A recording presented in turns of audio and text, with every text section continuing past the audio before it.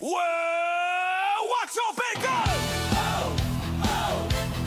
What's your big gun? Oh, oh.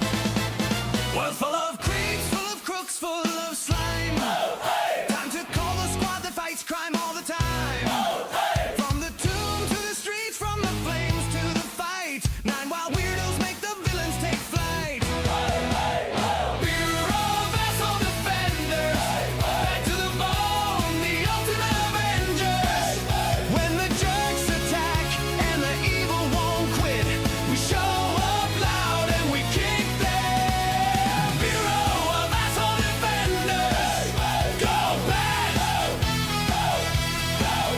Go bad.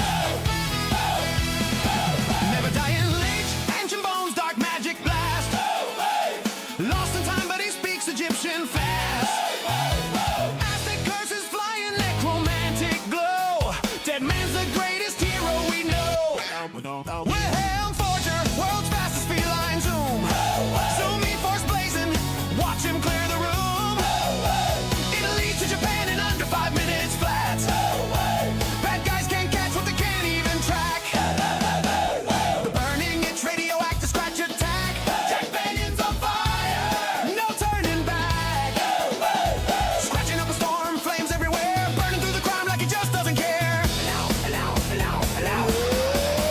Mr. Dad joke, LOL with the clown tech grin. Divorcee gone wild, let the bad puns begin. Whoopee cushion, squirting flowers, pie in the face, turns every villain into a laughing disgrace. Night Weasel, shiny stolen, now she's on the hunt. Grapple guns and gadgets make the thieves take the brunt. Shiny's gone, but she'll never stop. Weasel fury dropping from the rooftop. The repairman, Joe, Jack, and Jill with the G-glow. Washing machine blast made his powers grow. Spinning gears and wrenches, foes get flipped and tossed. One repairman hero, evil's getting bossed. The raging Texan, lawn defending rage ignite. Curse turns him huge when he starts to fight. Immense strength smashing, baddies get the boot. Don't mess with Texas or the giant Texas brute. The soldier supreme, Billy Bill Cocker leading proud. Bullets with evil's name, hear the thunder loud. Trained around the world, now he's back for good. Soldier supreme, dropping justice like he should. Cinderbeast, fire magic, credo, art mob took his friend, now he rips them apart. Petty crook turned hero, flames of atonement burn. Cinderbeast is here, watch the bad guys learn. No jerk too big, no creep too sly. 9 misfit heroes gonna make 'em cry. Lich, Forger, Itch, Dad joke, Weasel repairman, Texan supreme, Cinderbeast unite. Asshole defenders ready to fight. Bureau of Vassal Defenders, back to the bone, the ultimate of Avengers. When the world needs saving from the fools and the scum, we roll in weird and we get it done. Bureau of Vassal Defenders, go bad. Go bad. Go bad. Go bad. Bureau of Vassal Defenders, go bad.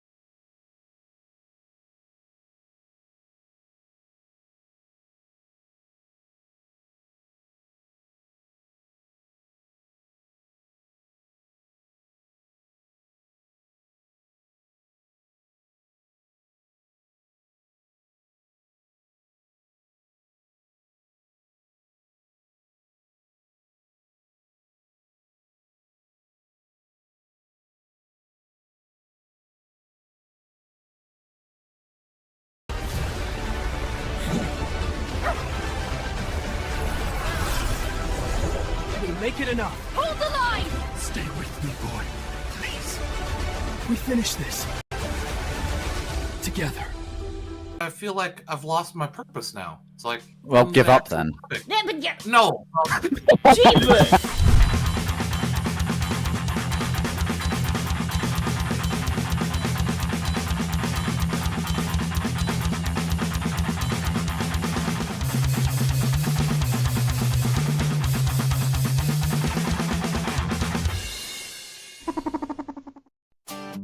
Whoa, whoa. He stepped in the ring, thought he had the crown, promised us a change, but he's let us down. With a smile on his face, he's a master of lies, but all we get is silence as the hope slowly dies. Oh, Tyr is a wanker, worse for us than the Black Death's fever. Whoa, Tyr is a wanker, a disaster in a three-piece blazer. Talk of unity, but we're tearing apart. He's juggling our future with no sense or heart. Like the Lothiael flying, raining down despair. His plans are just smoke, a breath of stale air. Whoa! Tyr is a wanker, worse for us than the Black Death's fever.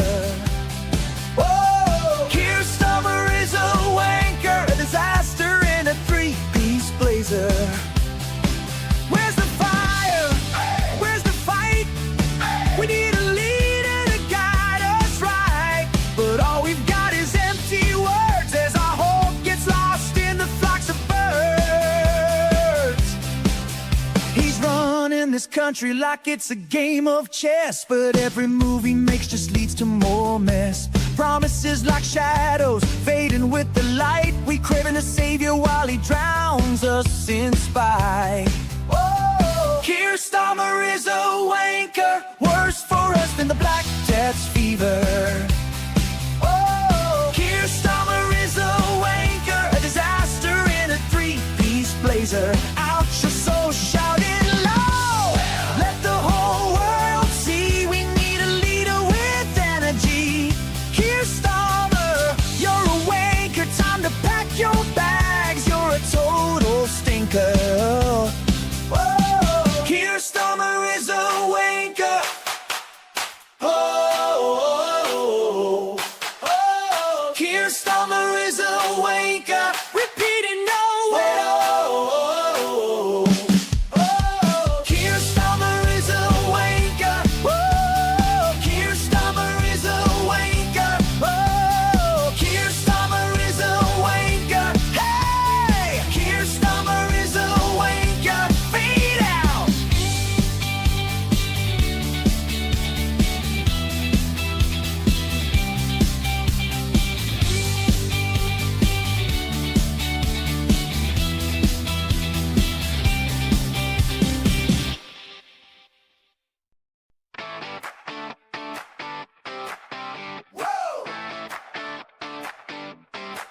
In the vastness of the cosmic sea, a space lich named Tyr, wild and free, commands a ship. Oh, what a sight!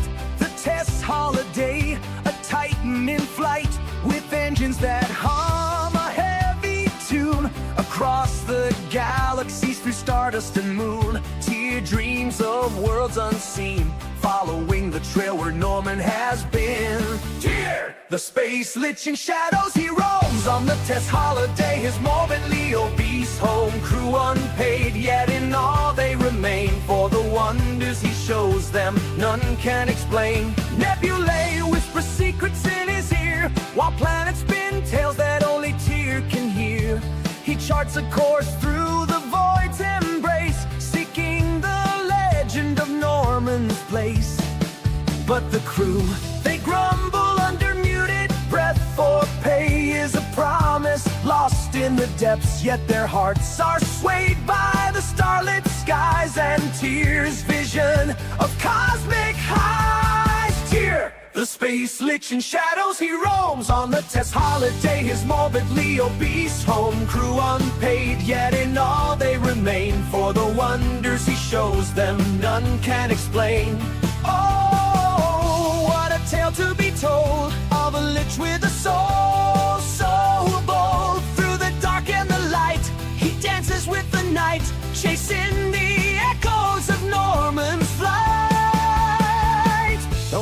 forces elude their outstretched hands.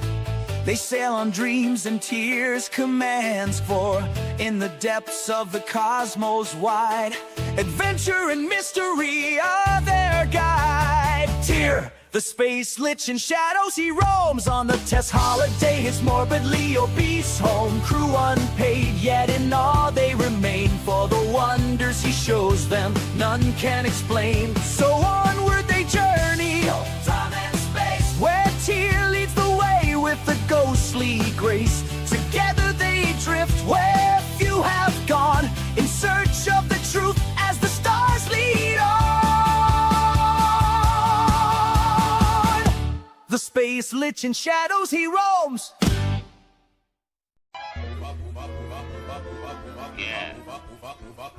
Yeah. Okay. Come on, boys. We got a job.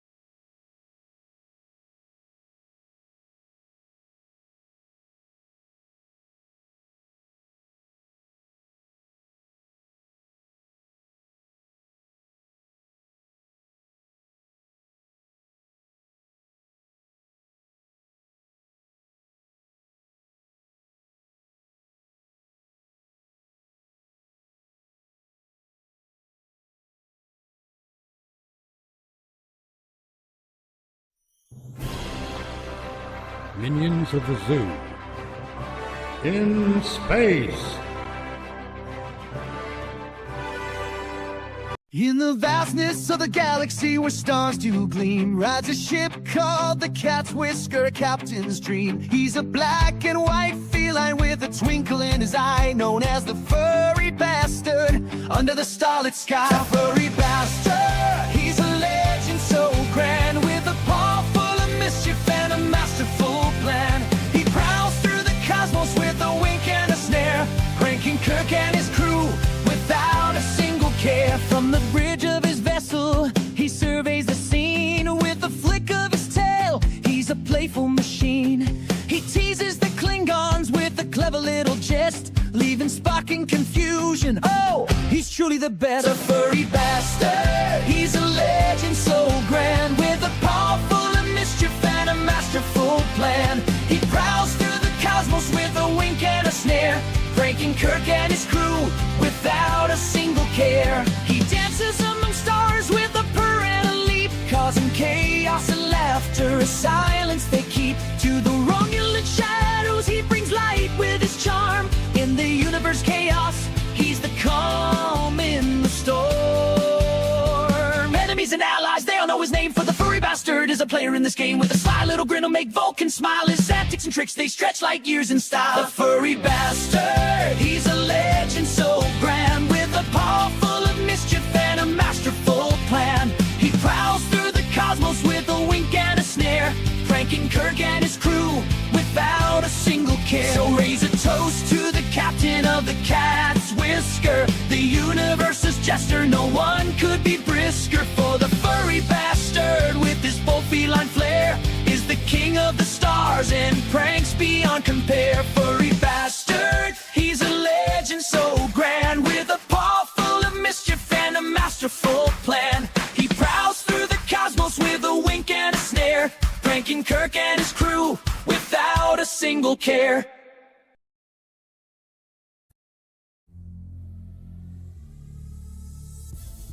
Hello, everybody, and welcome to the Wednesday Show. I'm Hammer, and I'm usually joined by two of my favorite Wednesday Show hosts, Jen TMaxi in Canada and Terry Diamantis down under. You can find us on Rumble every Wednesday at 8:30 p.m. Eastern, and then we bring in YouTube at 9 p.m. to simulcast on YouTube as well. Hope you have time to stop by.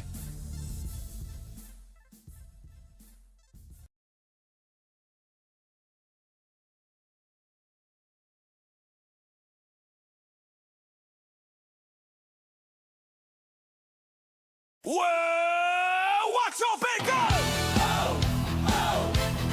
What's your big gun? World full of creeps, full of crooks, full of slime. Time to call the squad that fights crime all the time. From the tomb to the streets, from the flames to the fight. 9 wild weirdos make the villains take flight. Bureau vassal defenders, back to the bone, the ultimate avengers. When the jerks attack and the evil won't quit, we show up loud and we kick them. Bureau of vassal defenders, go back, go back. Never dying leech, ancient bones, dark magic blast. Lost in time, but he speaks Egyptian fast. Aztec curses flying, necromantic glow. Dead man's the greatest hero we know. We're Helm Forger, world's fastest feline zoom. Zoom me force blazing, watch him clear the room. Italy to Japan in under 5 minutes flat. Bad guys can't catch what they can't even track. The burning, it's radioactive scratch attack. Jack Banion's on fire, no turning back. Scratching up a storm, flames everywhere, burning through the crime like he just doesn't care. Mr. Dad joke, LOL with a clown tech grin. Divorcee gone wild, let the bad puns begin. Whoopee cushion, squirting flowers, pie in the face, turns every villain into a laughing disgrace. Night Weasel, shiny stolen, now she's on the hunt. Grapple guns and gadgets make the thieves take the brunt. Shiny's gone, but she'll never stop. Weasel fury dropping from the rooftop. The repairman, Joe, Jack, and Jill with the G glow. Washing machine blast made his powers grow. Spinning gears and wrenches, foes get flipped and tossed. One repairman hero, evil's getting bossed. The raging Texan, lawn defending rage ignite. Curse turns him huge when he starts to fight. Immense strength smashing, baddies get the boot. Don't mess with Texas or the giant Texas brute. The soldier supreme, Billy Bill Cocker leading proud. Bullets with evil's name, hear the thunder loud. Trained around the world, now he's back for good. Soldier supreme, dropping justice like he should. Cinnabeast, fire magic, credo, art mob took his friend, now he rips him apart. Petty crook turned hero, flames of atonement burn. Cinder Beast is here, watch the bad guys learn. No jerk too big, no creep too sly. 9 misfit heroes gonna make them cry. Lich, Forger, Itch, Dad joke, Weasel repairman, Texan supreme, Cinder Beast unite. Asshole defenders ready to fight. Bureau of asshole defenders, back to the bone, the ultimate avengers. When the world needs saving from the fools and the scum, we roll in weird and we get it done. Bureau of asshole defenders, go back, go back, go back, go back. Bureau of asshole defenders, go bad.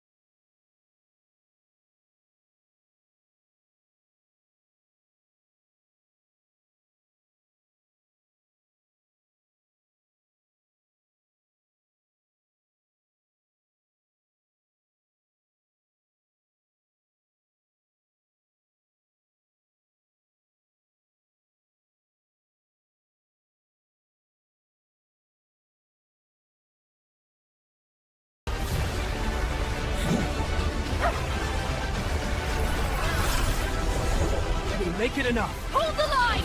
Stay with me, boy. Please. We finish this. together. I feel like I've lost my purpose now. It's like, Well, I'm give the up actual then. Freepik. No. Jeebus!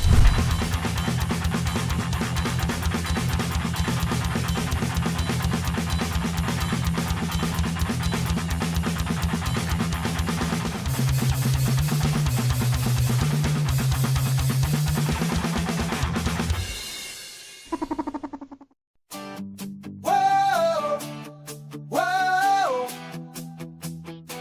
He stepped in the ring, thought he had the crown, promised us a change, but he's let us down. With a smile on his face, he's a master of lies, but all we get is silence as the hope slowly dies. Oh, Keir Starmer is a wanker, worse for us than the Black Death's fever.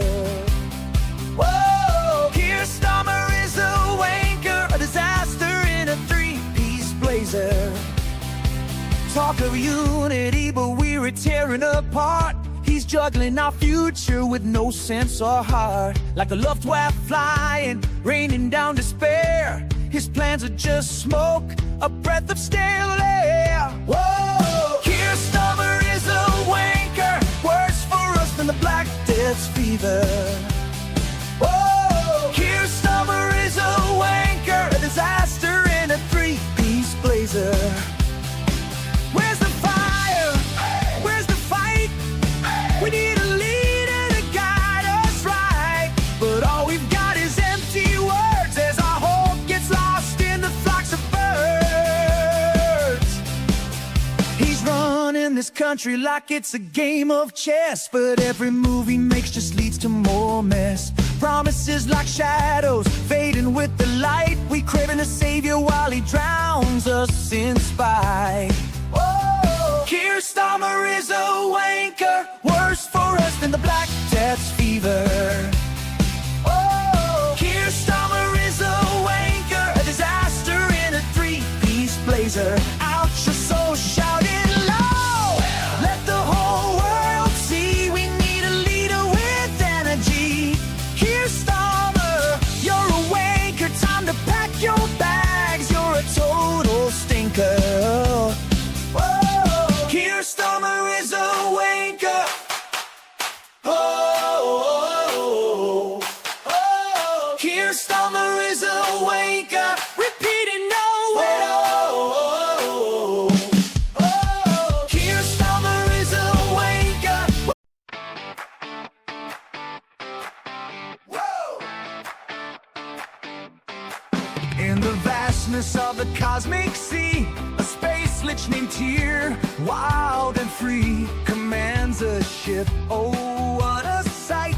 The Tess Holiday, a titan in flight, with engines that hum a heavy tune across the galaxies through stardust and moon. Tyr dreams of worlds unseen, following the trail where Norman has been.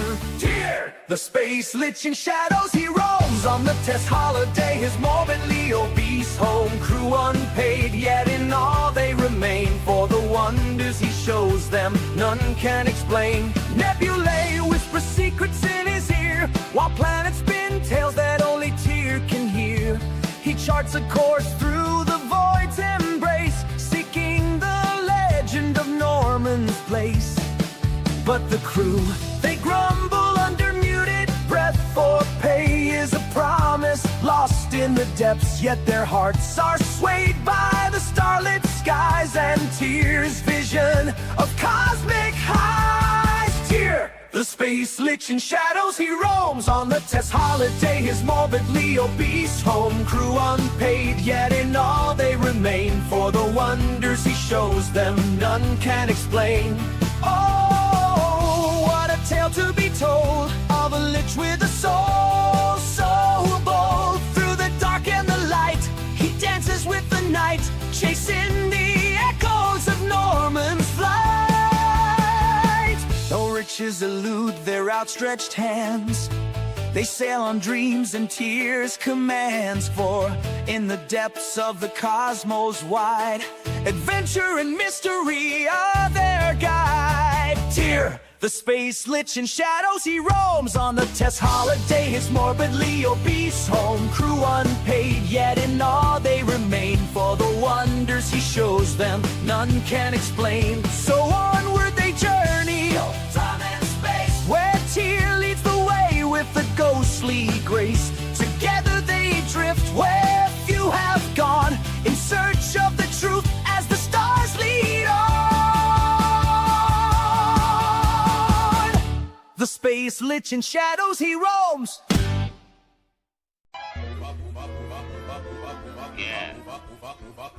Yeah. Okay. Come on, boys. We got a job.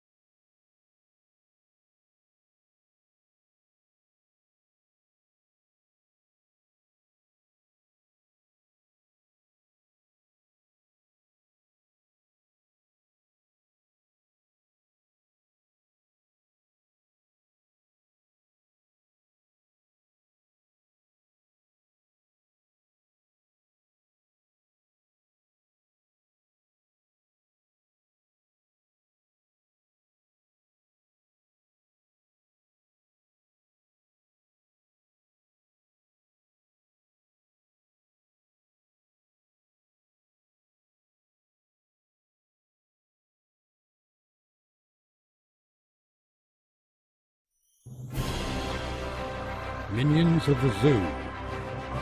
In space. In the vastness of the galaxy where stars do gleam, rides a ship called the Cat's Whisker, Captain's Dream. He's a black and white feline with a twinkle in his eye, known as the furry bastard under the starlit sky. Furry bastard, he's a legend so grand, with a paw full of mischief and a masterful plan. He prowls through the cosmos with a wink and a snare, pranking Kirk and his Bureau of Asshole Defenders. Hey, hey. Here come the heroes you never saw coming. Asshole Defenders. Hey, hey. Wild, weird, and free, they'll save the day eventually.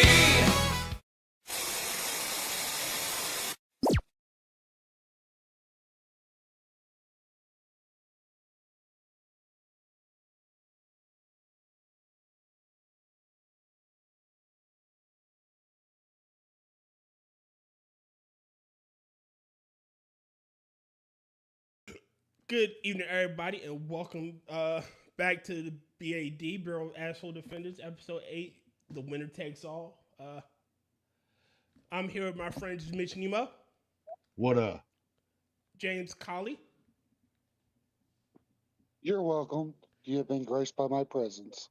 wow, and Christian. No, Kristen went to bed. Oh, that's bullshit. Like, oh, since you know for the fine. All right, I'm just fucking around. Or tomorrow. Oh, okay. Well, yeah, I guess so. We will be playing some DCU and possibly doing badly. Let me. Where am I? D4, F4. All right. League. I'm not promoting the game, but have y'all ever played it's an app for your phone. It's called Tavern Legend. Never. Mm-mm. Don't have a phone. Oh, Mitch, you're a Luddite. Yep. I still love you. but yeah, it's a pretty good game. I like it. All right. You hopping in, Mitch? Yeah, I thought we were playing villains. Oh yeah. Okay. Villains. Hop into villain. Since it's the two of us. Which character? We're doing evil. Evil. Evil. You're a Chapter. Well, thank you. There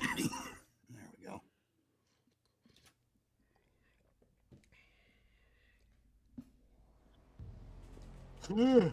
Good God. It's a Neo that hit the bombs. So you know what I did, Tyr? What'd you do? I took a bunch of leftover rib bones from 4 racks of ribs. Pride Month. Meet me in And I Metropolis and let's rendered them celebrate down together. into bone broth. Okay.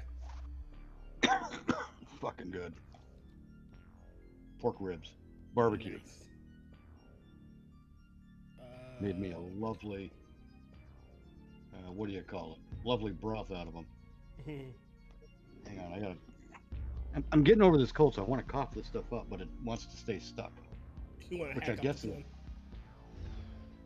well, no, I want to hack it up, and it wants to stay stuck, but at the same time, it wants to keep saying to me, hey, you know what? I'm still here. All right, I'm going to pick a Do it. custom play.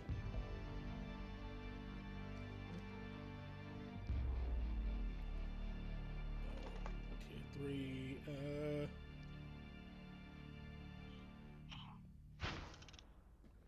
Let's do Gotham University. What? Gotham University. Oh, all right.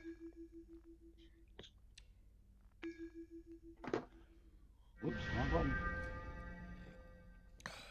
Oh shit! All right. So have y'all heard about Supergirl? What now? It's tanking like everybody predicted. Faust Oh, of course it begins is. His ritual. It is a trick. Stop them. Prevent Faust from gaining Just like I Black said, Adam's power. they know it sucks. Wait a second. Oh, there you are. They know the thing sucks, so they do their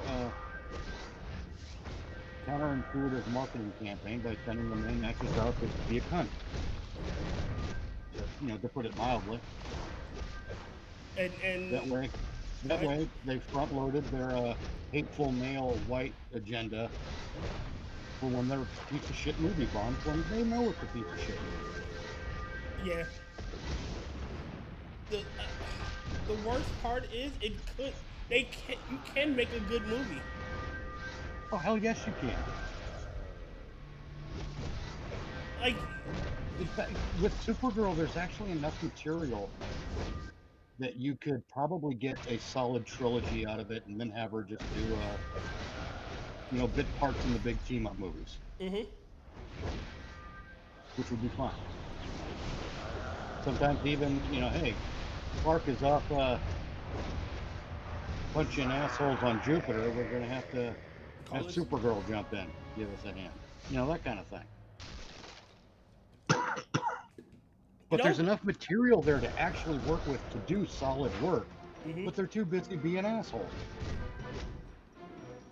shit, they could actually give us a whole actual Justice League movie with the entire league. Did they set it up properly? Oh yeah, absolutely they could.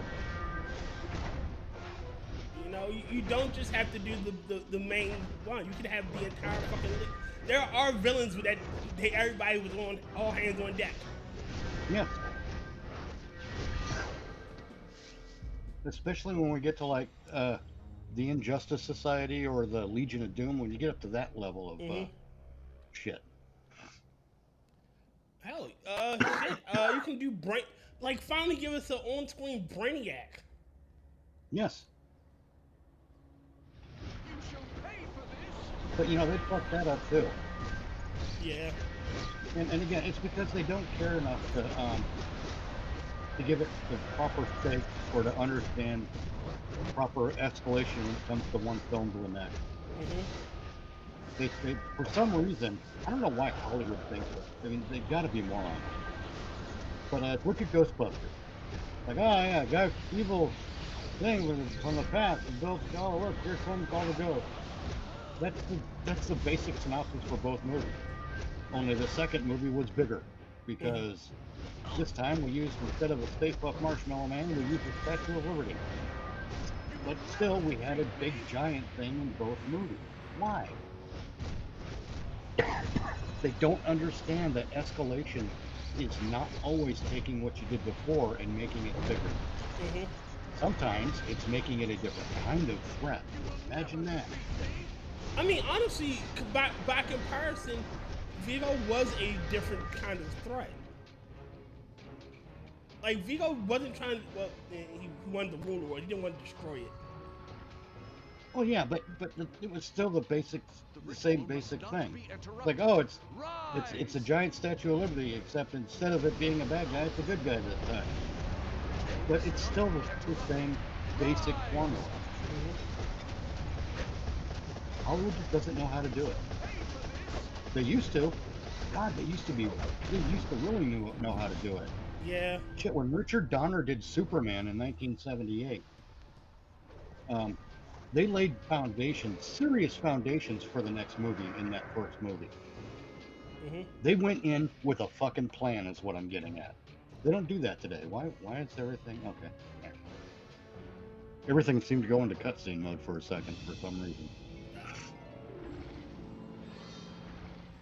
I mean, but it was a proper escalation. Again, Yes, it was. He fought like Luther But in what the did- first one. But what did they do in Man of Steel? They went from Zero to Zod. Yeah, there was no You build up. don't do that. Especially when you're starting up a new franchise, if you will. We might need another name for that because it gets a little confusing. A new You're not iteration. really starting up a new Superman franchise, but you are starting up a new Superman franchise, narratively speaking. A new iteration. Yeah. But goddamn it, do it right. And you know, and that means you have to. It does mean that you have to. Help me out here. What word am I looking for? You need the later You have foundation. to do something along the lines of retelling an origin story. But that doesn't have to be the whole thing that happened with Krypton. The Krypton part of that origin can be the opening credits. And then, by the end of the opening credits, hey look, Clark Kent just moved to Metropolis and he's looking and he's about to get a job at the Daily Planet. I mean, you can. And that's One. What's that? That's how they did it in the original Superman movie. They were doing his origin story during the credits. No, it was in '78. Nah, they did the entire thing. No, they did the whole origin. Yeah, but I mean, right down to Glenn Ford delivering probably the best performance of Jonathan Kent when he died. Beautifully written, beautifully acted, beautifully directed. The arc of everything about that first Superman movie really kind of was beautifully done. The only quibble I have with it is they kind of made Lex Luthor a dick joke. I mean, at least they gave him the plot with the nuclear missiles and destroying California coastline. I mean, okay, I can get behind that. That's a good evil villain plot. But having him be just the greatest criminal mind of our age, living in a subway tunnel. Yeah. Okay.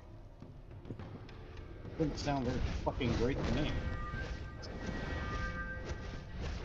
I mean, they basically, and this again, they don't understand escalation. They didn't understand Lex Luthor, I think. Lex Luthor, I think, should be portrayed as a genius-level businessman and material scientist. You know, you may not be the best guy with like software, but if you're looking for a guy to develop the material for your body armor, he's going to be the guy to do it. He's going to be able to figure that shit out.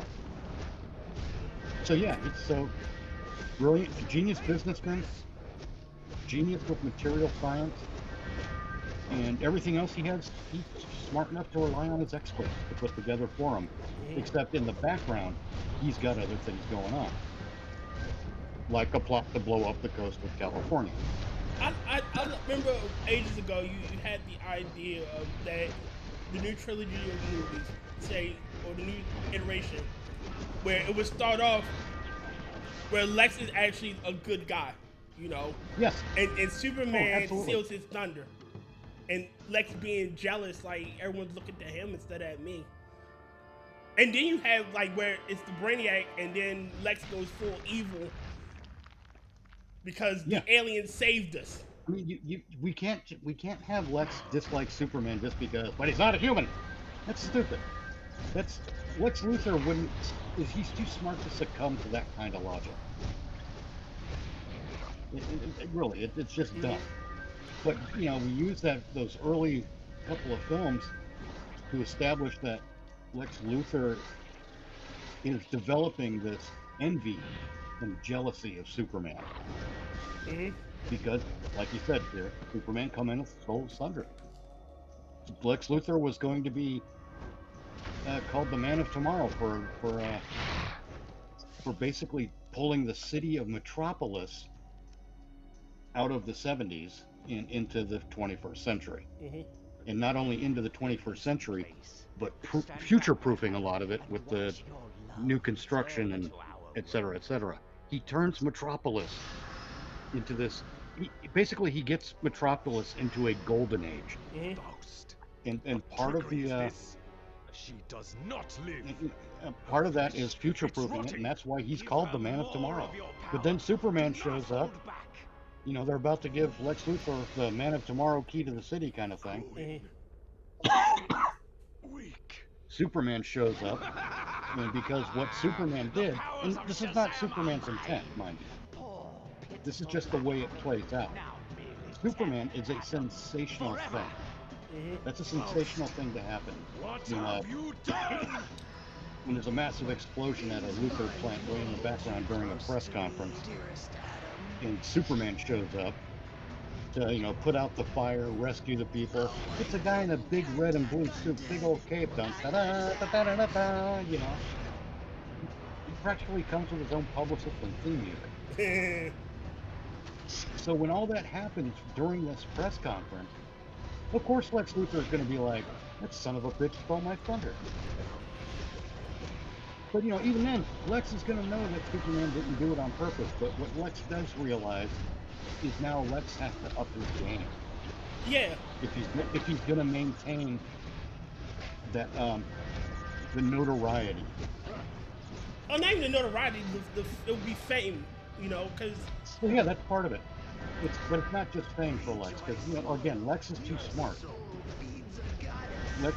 The reason Lex wants notoriety is because it gives him access to people in positions of power that he might not otherwise have.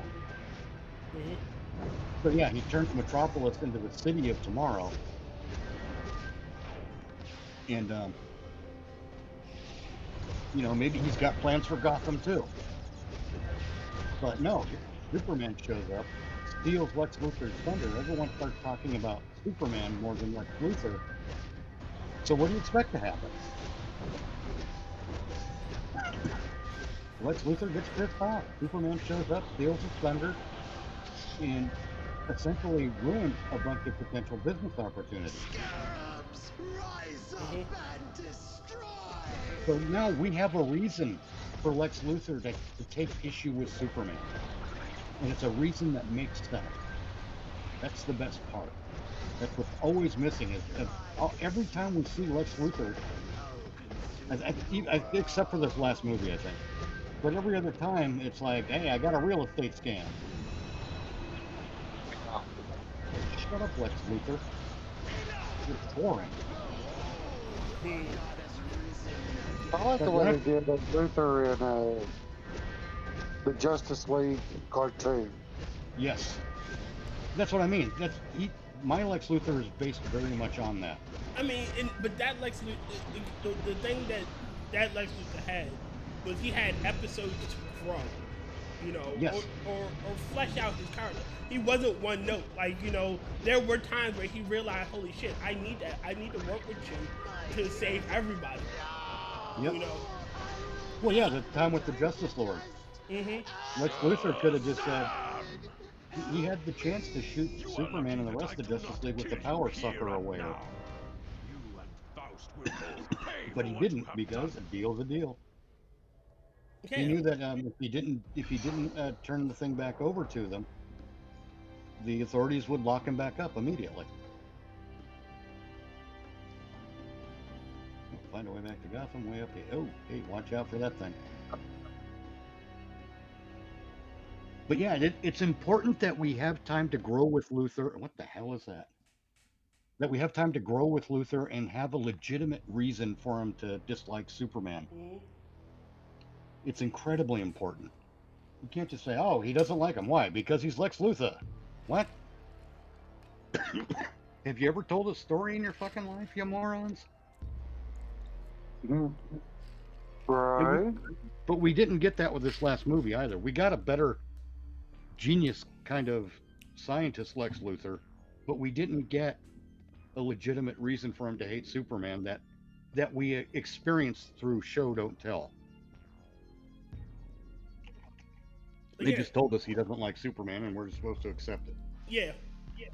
I mean, they started off with the bare bones. You went in with the all right, this is what the story is, so you gotta need to know this shit. Picking up TFR duo. Hang on, I gotta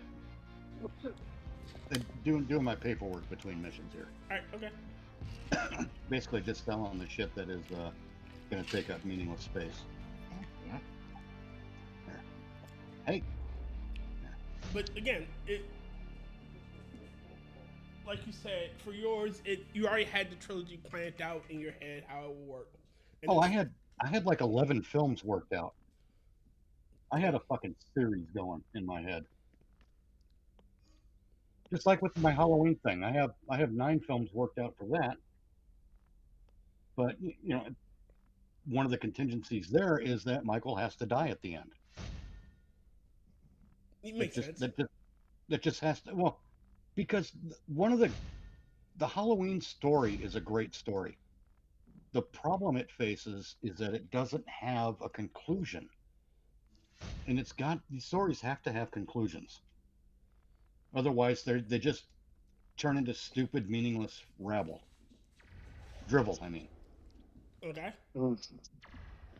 I mean, good. Oh, it's 20 years later, and Michael comes back because Jamie Lee Curtis needed money to pay off a car. Or something. That's horseshit. You know, yeah, have Laurie Strode be a character, but don't make her that big a focus. I mean, she's been back like 3 or 4 times in this franchise. For she's in nearly half the films at this point. All right, I'm going in when it says we're ready to go in. Oh, okay.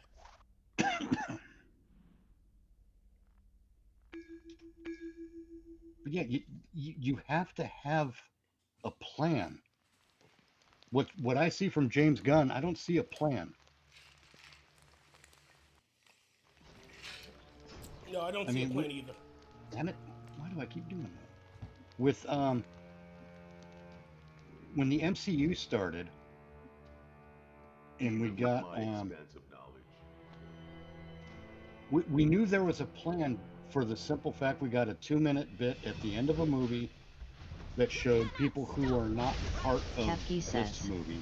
Your face is in nearly but are half obviously THA part of another films, movie, hugs one Mitch Nemo. that we either know is coming out or one that has already been out. Hold So, on. Kefki said, what'd she say? hi, Kefkers. Your face is in nearly half the films, hugs Mitch. Yeah. What? She said hugs Mitch. Lanterns, Yeah, take out the power battery. Woohoo! What the hell is happening? But yes, he I mean, again, the first few phases of the Marvel series actually were building up to something. This shit here, they have no idea. They're just now. Granted, half of it is because like their main villain, the actor got pinched Where there's a will, for there's you a know, way. and he became poisonous. Huh? Because they were going to do Kang next. Oh yeah. But again, You have chosen to interfere and are now an enemy of the Green Lantern Corps. Per the Okay. second law, But lethal again, force is now the chosen, the Alpha Corps. they have no fallback plan, so they had to quickly pivot to Doomsday. The thing is, they didn't. If they didn't want to do it with Major, they should have just recast them. That's what they should have done. They honestly should have just recast him, and you could have said anything. You know, that Kang was just one iteration, and he changes his face. Basically solved that problem. Yeah. And that's a natural condition with Kang anyway. Yeah. The Kang, the iterations of Kang you've been dealing with is this version of Kang. The you know, Right. or this group of Kangs, if you will.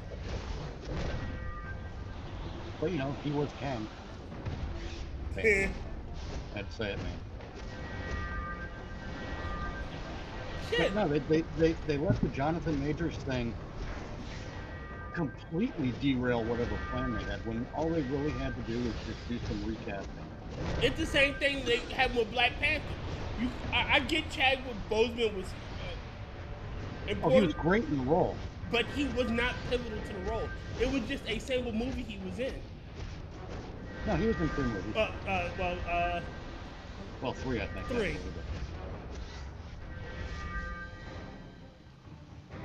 He was in 3. He was in Civil War, and then he was in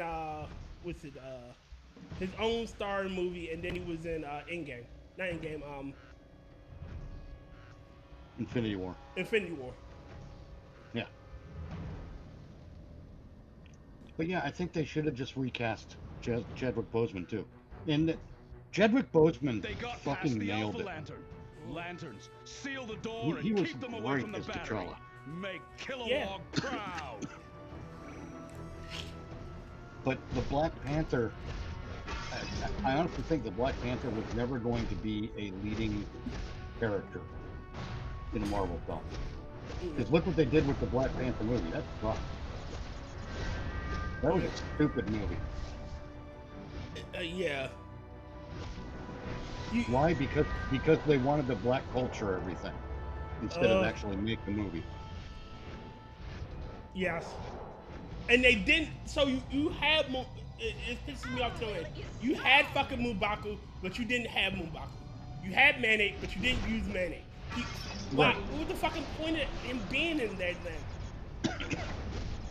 If you wasn't gonna make I a have no Mayonnaise, idea. Because and it's because they didn't want to say ape in reference to a black guy. But it's not like it was a racist thing. yeah. It was, they were like the gorilla tribe, just like T'Challa was of the panther tribe. It's that kind of a thing. It Yeah. had nothing to do with racism except for the idiots who think it's racist for Yes. some reason. Dark thing, beware the light. And then you had them, but the thing that pissed me off about that movie altogether is so you won't call them man-ape, but you had them ooking like apes. Right. Like, what the fuck was the point of that? Which some people might argue that's even more racist. Especially because it was a tall white guy. Like, And what then a- given what's her cunt the line calling everybody fucking- colonizer. what's his- Martin Freeman colonizer. Yeah! Like, oh, shut the fuck up. Like, only reason why your people didn't do that, technically they did. The Panther tribe took shit over. They used the power of the goddamn vibranium to take shit. Yeah.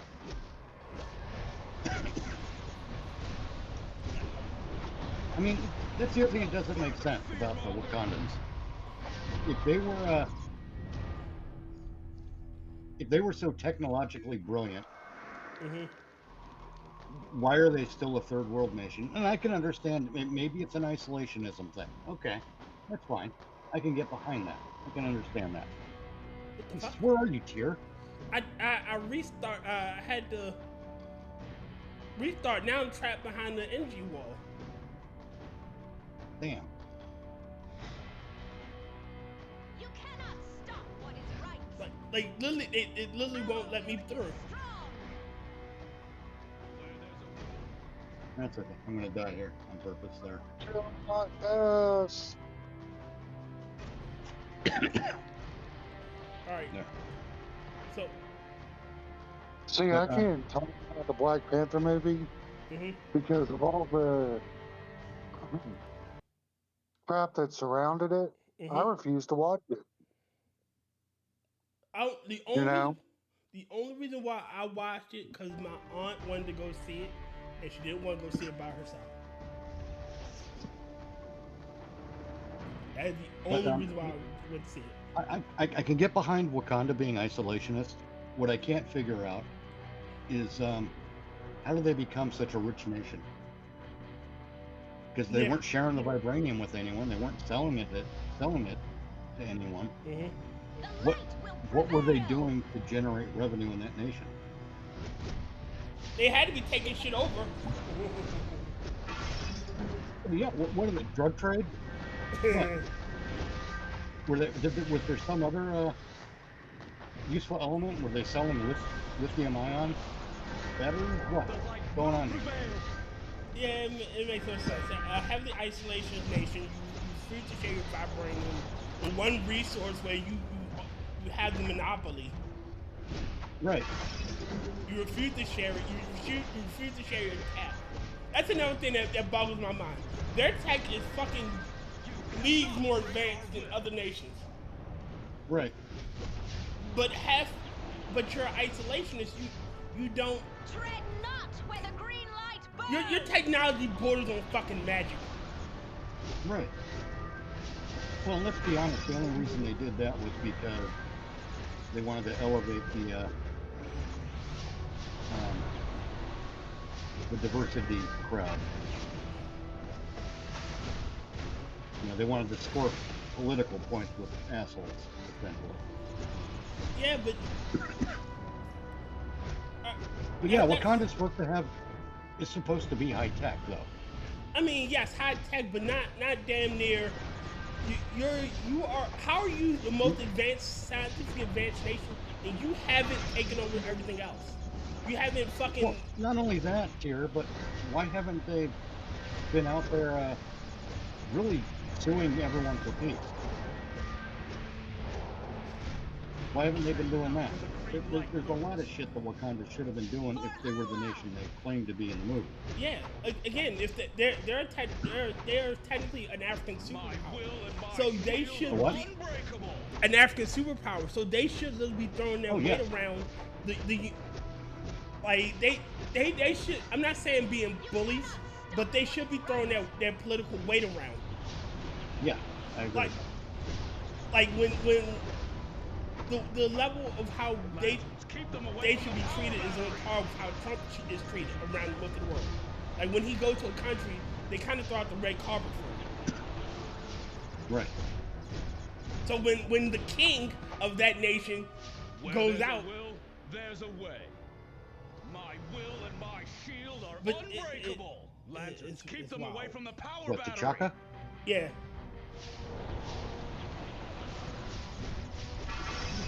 And if T'Chaka was killed, it should have been a much bigger thing. I mean, it was pretty big in the movie.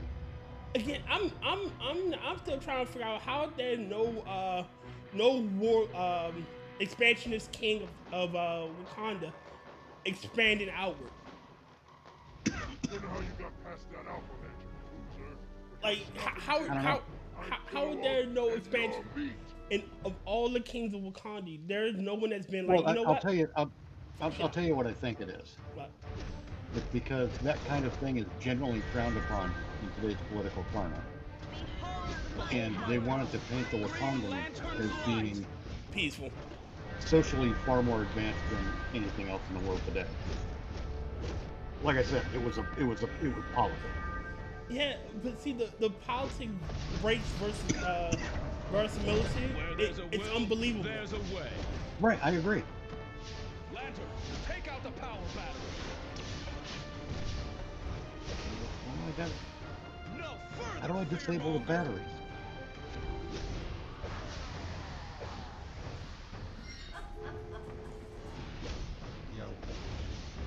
Yeah. Sorry, it got me right in the sneeze. That was awesome. God damn it! Nah, I'm glad I didn't eat any fiber, otherwise I might have shit my pants on that one. Oh lord. I hate when that happens. So you hate Thursday. But aside from that, it just. And again, with they could have had like a solid Wakanda trilogy. At Yes. least. But why didn't they? Because they had no plan. And rewriting Namor to be Namor. And that's another thing that boggles my fucking mind. Wakanda is supposed to be a landlocked country. How in the fuck are they dealing with the Submariner? Yeah. Like they're the they don't plan. like they're but When confronted by issues like that, Tyr, their attitude is fuck it, it's fine. yeah, you establish all right. There is that river, but it's a fucking river that turns into a waterfall. It is not a fucking. It doesn't lead to the ocean. Right. Because Tyr, they know the masses are too stupid. People who are actually right there too stupid. Hold on. To care go through it. Oh, wait a minute. I have to turn the game down. What did you say, Rodden? Oh, I was saying it's like because they believe that the masses are too stupid to understand it because they know most people that are gonna be watching these are normies, so they're not gonna understand any of it, and the writers are too lazy to follow actual lore.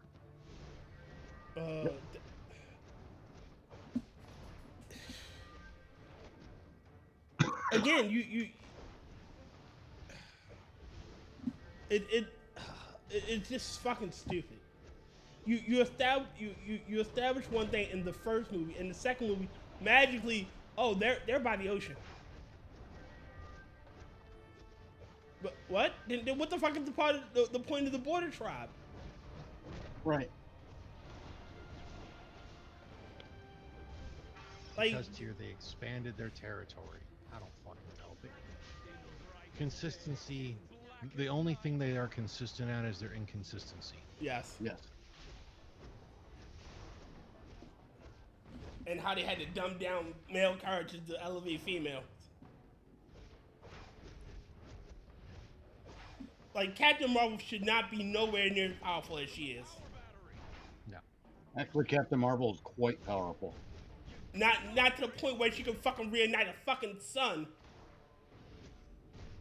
That's debatable, actually. Although I don't remember her reigniting a sun. Like, she can absorb power, she can't fucking reignite a sun. You know, to quote Rotncorpse, you know, blood is cheap, flesh is weak, inconsistent, consistently. Yeah. I made sure not to sing it. I mean, they got a lot of Captain America wrong, too, to be fair. I swear to God, they purposely get Spider-Man wrong. Almost every time. And I will die on this hill. I love Angel of Death, but this is the hill I chose. I will die on. I will plant my flag firmly. Them giving Marissa Tomei Uncle Ben's line does not work. No. No matter what, a woman cannot teach a boy to be a man. There's some room that a woman cannot open. My will and my shield are And I'm saying my honest stance, though, of all the Spider-Men, the one who portrayed Spider-Man the best was Andrew Garfield. He was a good I Spider-Man. I didn't say he was a good Peter Parker. I said he there you- portrayed Spider-Man the best. Okay, I will withdraw my. Those are two separate instances of what they have to do. His Peter Parker was a dumbass. Just like I will say George Clooney was a good Batman, not Batman, a good Bruce Wayne. Bruce Wayne. Not a good Batman. George Clooney is just a good George Clooney. Yeah, that's even more accurate statement. That's true. Yeah. Granted, I still liked him from Dusk Till Dawn, but go ahead, James. But, you about to say something, James? Oh, I was going to say, so we've had this argument before, and we will have it again about who the best Wayne, Bruce Wayne is. And who do you say is the best Bruce Wayne? Val Kilmer was the best Bruce Wayne. I still say Ben Affleck actually didn't do a bad job as Bruce Wayne. I'm gonna say Michael Keaton. I'm gonna say Kevin Conroy. Nice. His best Bruce Wayne? Yes. I have him He picked was as the- best Batman. I mean, he can be double feature on that one. Yeah. Kevin Conroy is the gold standard. He is the GOAT. And most of his work is vocal.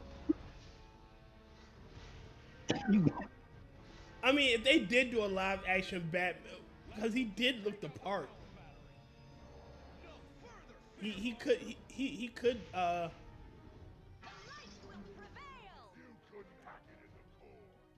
Oh, knock it off with the cutscenes. Jesus. I mean, we're still talking about the same type of studios that like, you know, for the Resident Evil movies, we're gonna add Leon, and even though the voice actor for Leon looks fucking identical to him, we're not gonna use him.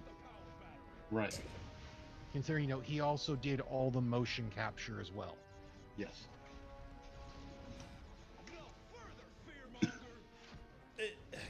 I don't think the movies. I'm tired of video game adaptations not being video game adaptations. Now, don't get me wrong. Right. I did like the Milla Jovovich Alice. Yeah. Because Like I of, said, Cut. the first live action Resident Evil movie was good because it didn't involve any of the original characters and was an entirely different setting. And that's what I love worked about for it. that. Right. It's like a separate adventure in the same Universe. Yeah. Like here's okay, all the games took place over here, but there's this other corner of the city, and look what's happening. Mm-hmm. Yeah. Which is fine. And I still say Jill Valentine just gunning down a zombie in the police station should have gotten her arrested. At that point, no one knew what was going on. Like, as far as they know, you just shot and killed an innocent civilian. I mean, they had some newspaper clippings and whatnot from before that, but not enough to establish what she did. Yeah. And considering they're, you know, trying to establish her more as Resident Evil 3 Jill, it makes even less sense that she even shows up at the fucking police station. Yeah. Cause again, that she was trying to get the fuck out of the city at that point, and in the games, the everything had already gone to shit. Yeah. So that makes even less sense.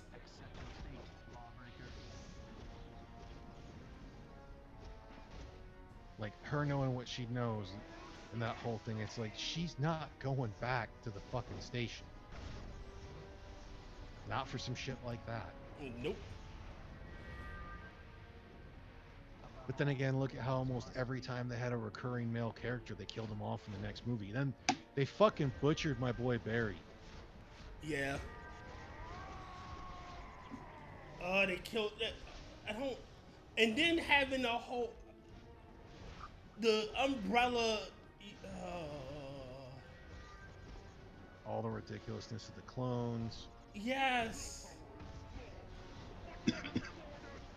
Like, then try to turn it into, oh no, Umbrella purposely started this because, you know, they want to do their own version of Noah's Ark. No, I thought it was like the third one established. Oh, we wanted to sell fucking zombies. Yeah. At the new fucking They kept fucking retconning the story. Cause it Well, yeah, made they no kept fucking changing the sense. goalposts. Yeah. We're gonna sell zombie to the masses.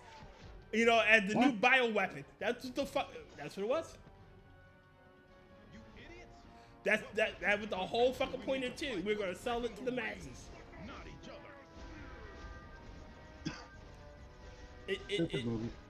Which, you know, they've done in other Resident Evil games and whatnot, but the bigger thing that always helped it was the fact that they always kept the incidents localized. By the time they got to the third movie and they're like, oh yes, this is spread across the globe. It's like, well, that kind of ruins everything to where you're going to have to start retconning because you've escalated the situation far too much. I'm still trying to figure out how did the zombie virus like drain the water from the earth and turn everything within like a few years into Mad Max. You're just lucky our rings are as messed up as yours, Sinestro. I'll tell you how. You'll never bring down the Green Lantern. Reasons. What can we do to make this movie different? Fair enough. And my answer to that is, I don't know, plan ahead. Reasons. Power ring of a Green Lantern. The most powerful weapon. The sad part is, that first Resident Evil film, not a bad movie. No. It's kind of brilliant as a standalone. It ends on a great standalone note. Yeah. Yeah, let's give him for the Nemesis project. So whoever messes with us, listen up. But then they just, and all who again, they don't understand escalation. beware our power.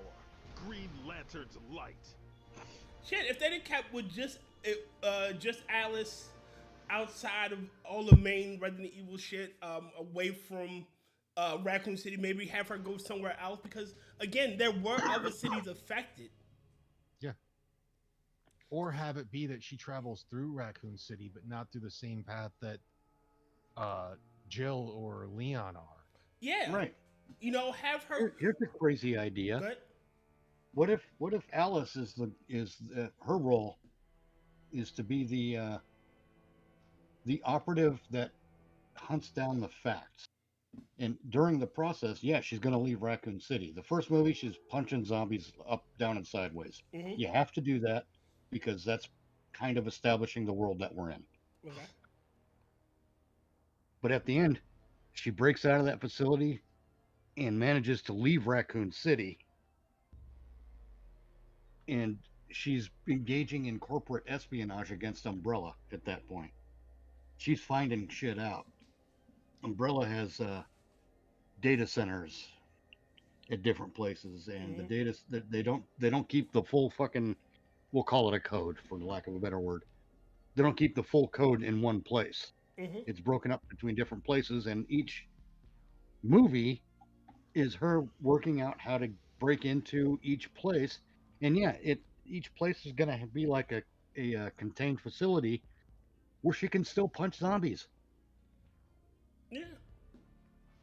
But you know, you got to do it so it's different enough. In each film, you got to do each film as a different type of movie, but that's going to be the end game. I mean, in all reality, they could have also done the whole thing of having it be that the characters to the story are irrelevant. They're just the people who are in there, and they may or may not survive, because just like it's been brought up for the games and that whole thing, because like they've been pushing back and kind of retconning some stuff. It's like, dude, you could easily sell a game to where it's like you deal with different people who either may have survived Raccoon City or they didn't survive Raccoon City. Like they struggled, fought, kicked and bit their way out to not survive at the end just because of bad luck. It's a game called Outbreak. Yeah. Literally, your whole. Okay. I think I have a fun angle. Wait a minute, Rich. I'm going to check my food. The whole point of the game Outbreak, Resident Evil Outbreak, is you're playing regular citizen trying to get the fuck out of Raccoon City. So you have to deal with like So you're not you play like you can play as a reporter or a security guard or a goddamn pharmacist or just a college student. You're just trying to get the fuck out the city. You're not dealing with the crazy, umbrella shit. You don't give two fucks about that. I'm trying to survive. But go ahead, Right. Mitch. See, my thought is, oh shit. There we go. My thought is, the first movie, Resident Evil. Oh fuck! I did it again. Is very much like what we'd expect. Okay. Okay, it's got the Alice and that. It's that whole story. Mm-hmm. The second movie, she understands now that Umbrella's up to some shit. Mm-hmm. So her goal is to be sort of an infiltrator, but the first thing she has to do is to find a way out of Raccoon City. Mm-hmm. So now she's not just in a facility shooting shit up; she's out in the world. Okay. And that's different enough. And maybe as part of being out in the world is she's able to adopt the identity because she's smart. She's an operative, right? She figured out that she was an operative whose memory was fucked with. But she's also able. She has the natural talent still, so she's able to take someone else's identity. And the first identity she takes is someone who's part of the team that's supposed to contain Raccoon City. Okay. So now her presence, no matter where she goes, is legit. Apparently. But of course, someone will figure it out. That, and this is the second movie now. She's pretending to be part of the containment team. So she'll be able to get her hands on weapons. There'll be different reload places where she can, or different places she can go to acquire new weapons or reload what she's got. But she'll still be able to fight the zombies. That's the important part. We got to fight the zombies, but we have to have a realistic story from bit to bit. Third movie, or actually at the end of the second movie, she actually gets out of Raccoon City. Mm-hmm. And she's able to leave it behind, but now she's on a mission of her own to go and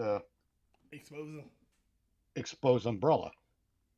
But to do that, she has to get to another city where there's another facility and do some digging.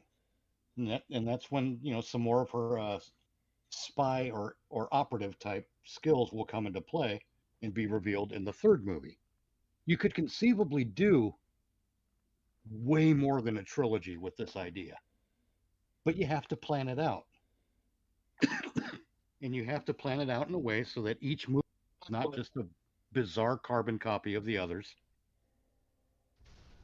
And you have to have escalations that work, and you have to have her achieve goals, but you also have to have the series end. Yes. See, in Dead Rising 3, it's a video game series where you can create shit to new and improved weapons to kill zombies in funny ways and all that. Mm-hmm. Capcom put it out. In the third one, they had a sub, or the computer version, which I have. They have stories from whatever city it is, and you have different, which makes it different stories. Where did they get out? Did they get to a certain spot where you meet them in the main game, or whatever? Mm-hmm. Or and there's a couple of them that turn into, they become villains. Like little boss characters of certain parts of the city. Mm-hmm. So they already set all that up, and it's kind of a complete game, and it's awesome. What they need to do, I really think that Dead Rising should get its own set of movies. Like, don't get me wrong. Resident Evil is great and all, but Resident Evil's been done.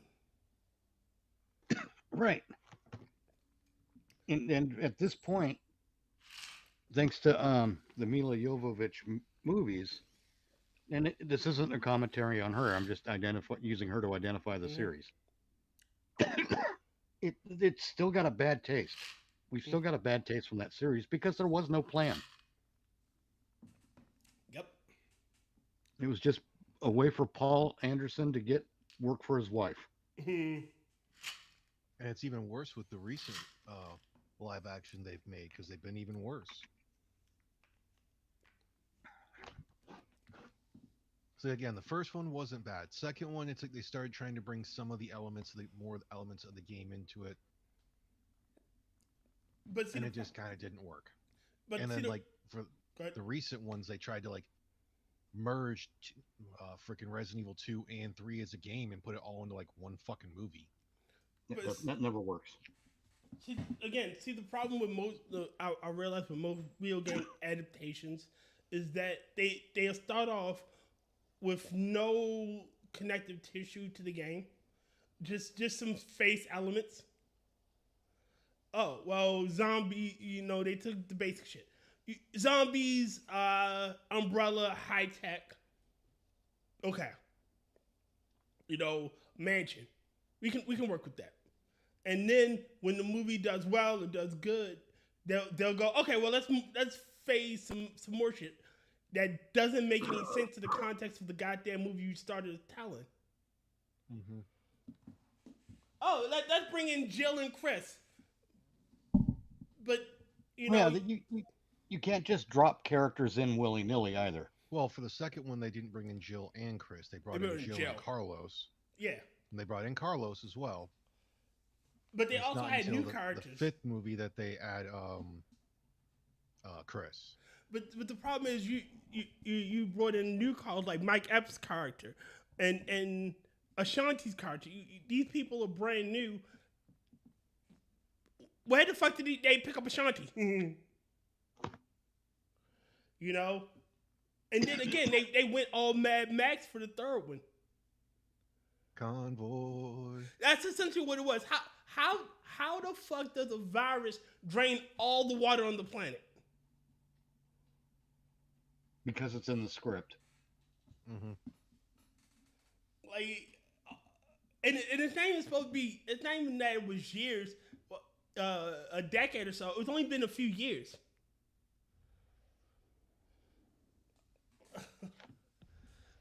Tyr. Yes. If you let it play out, yes. When you get to I think it's fourth or 5th, you find out the entire time Alice has been in a fucking biodome underground. So there is still water.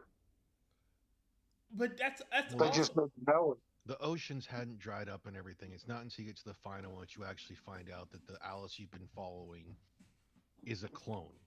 Well, no, we already knew that she was a Frosted Glass 664 says. Yeah, we knew that one in the second one. The virus infected all the plants and made zombie plants. The whole point of it is that they were under this big fucking dome. Hold on. Frosted Glass said that the virus infected all the plants and made zombie plants. And that's how you get Plants versus Zombies. No. God damn it. Yeah, that was one of the ones where it was supposed to be, they reintroduced the Red Queen. Because that was the fourth movie. Ready for another one, movie. Mitch? Almost. Yeah. Again, we already knew that she was a clone from the second movie. Because she fucking goes magical girl and start taking people over. And sneaks out of the goddamn facility.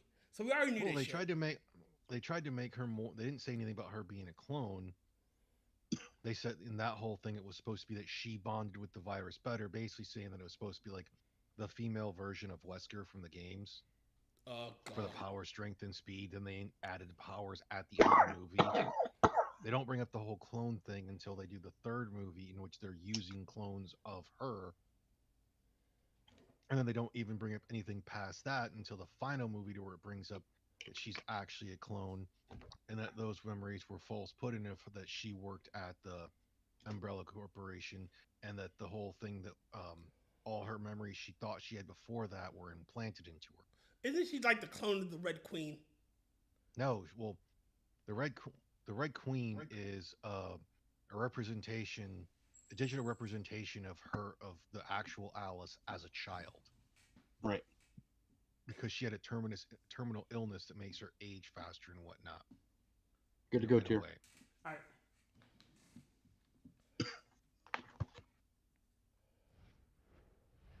Which makes no sense because That's how Alice and the Red Queen have distinctly different voices.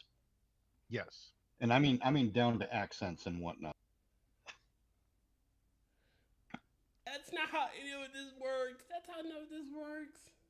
Again, it's a thing that could have been played as a huge clue if they planned it ahead of time. If they had Mila Jovovich playing double duty.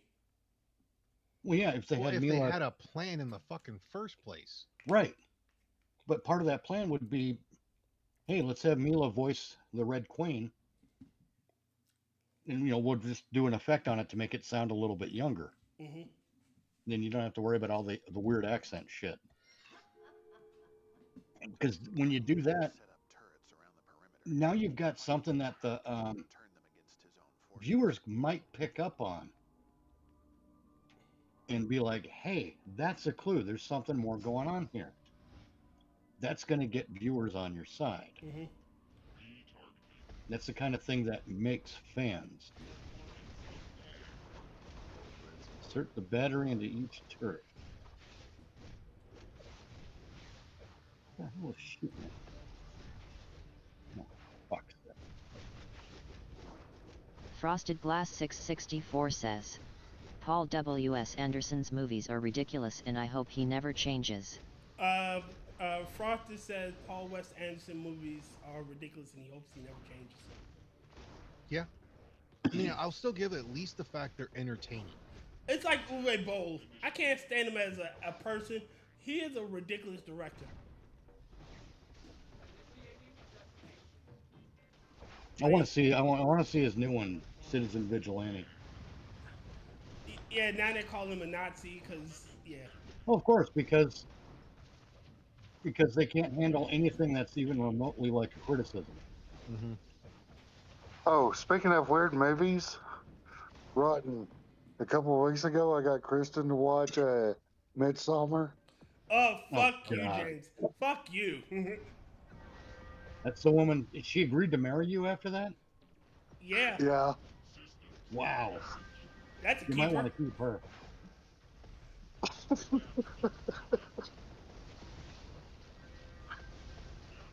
Of course, that might be considered worse than battered wife syndrome, but that's another story. That's one movie. That and Hereditary were two movies that really. Well, they were the same director. I know, but those two movies really fucked with me. After that, I was not okay. I was not okay. And so going back to the whole thing, it's like they always fuck up anything. It's like almost everything that has something prior, where it's either a game, a cartoon, a comic book, and they want to make a a regular book, and they want to make a live action variant of it. Very rarely do they actually get it right. I don't think Detective Pikachu was a bad adaptation because the Pikachu is not Ash's Pikachu. It's just a Pikachu. Yeah.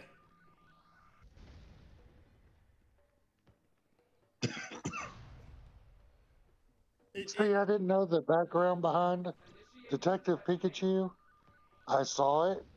Mm-hmm. That's a good movie, and fuck them for making me cry. The problem with most adaptations nowadays is everybody wants to look. Some characters have exact fucking representations that we know what they look like based on the description of the goddamn the book. Right. And you want to change it because the book never gives a fucking description of the character. The fuck it doesn't. Like, it gives a description. You just chose to ignore it because you wanted to hire this actress or this actor.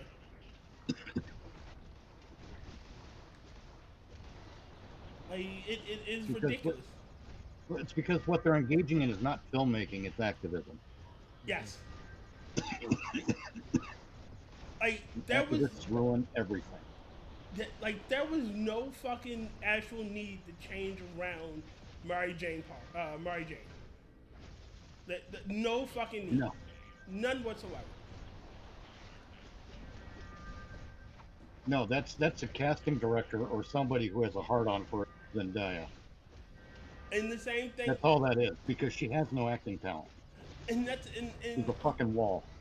And don't get me wrong, I like Marissa Tomei, but I'm tired of the fucking younger and younger Aunt May. Like, every iteration of Spider-Man since Tobey Maguire, she's gotten younger and younger. Yeah.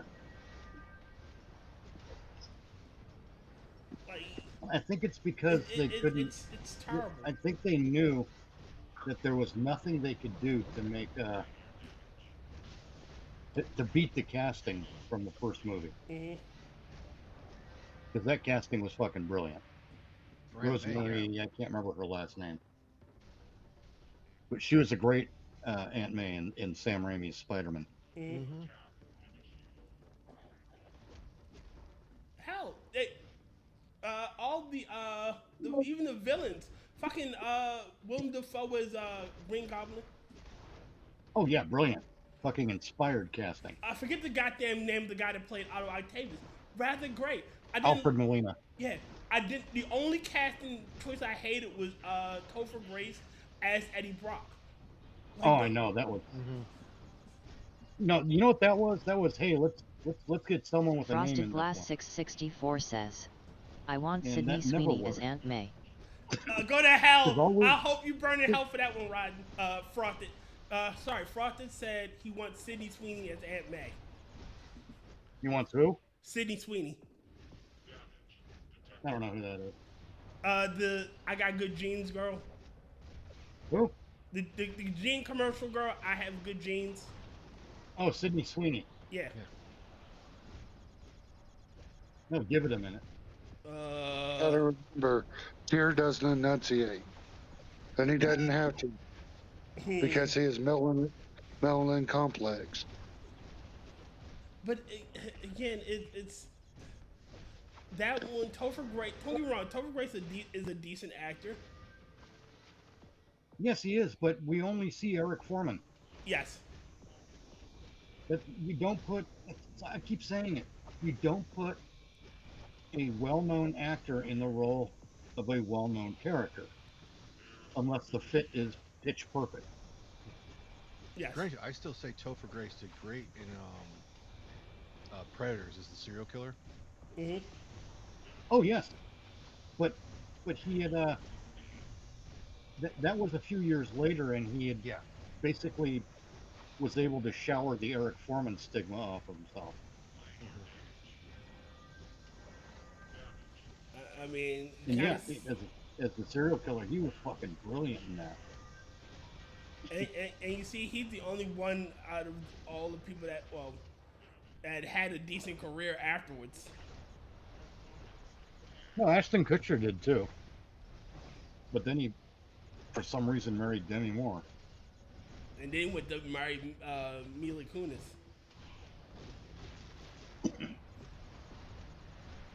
Yeah, Mila Kunis I can understand. Demi Moore is too much of a how many? Diva? No, I'm pissed off at the game because this is a stupid mission. I'm tired of it. I didn't know when I picked this one. Well, I'll put it to you like this. The only reason why Demi Moore married Ashton Kutcher is a fuck you to Bruce Willis. Yep. Let's be honest with you. And he's going, hey, she's hot. She still looks good at 40. Let's do this. Yeah, I get that. It's just that, I wouldn't fuck Demi Moore with Bruce Willis's dick. Nowadays, you can't. He don't. Well, I know he's gone. Yeah. which is too bad. I mean, it explains a few things. I had a hatred for Bruce Willis because I saw the way he treated people interviewing him. Mm-hmm. And now that I realized he'd been suffering from early onset Alzheimer's, essentially, for quite a while, and no one ever knew, it makes more sense. And it also makes sense why he was in just a shit ton of movies. Oh, yeah. Like, he was pumping out movies as side characters, main characters, as Yep. anything he could get on, he was on. And I understand that now. I understand why. You know, he was gone. Well, it wasn't on that. It wasn't, especially when he was getting near the end of it, and it was known that he was sick. It was to try to actually get more other actors known to kind of get productions that wouldn't likely get funded because his name's on it. Right. Yeah. Even though he's putting in money to it as well, so it wasn't just him being like, "Oh well, with me you'll get funding." He's like, "No, I'm going to put money into it as well." And that was also an investment strategy, so that there was a guaranteed income through things like royalties and whatnot. I mean, he's kind of like Nicolas Cage. Nicolas Cage just started doing like weird avant-garde movies just for okay. Well, no, it's not about it, because he probably knew at some point, or someone knew, that he was going to need a caretaker for the rest of his life. Yeah. So yeah, do all these chintzy ass movies. We'll give you an earpiece and 6 lines. You can invest in the movie and you get a return on the investment. Yeah. But with Nicolas Cage as well, you also have to remember he had his things with the IRS for taxes. Oh yeah. Yeah.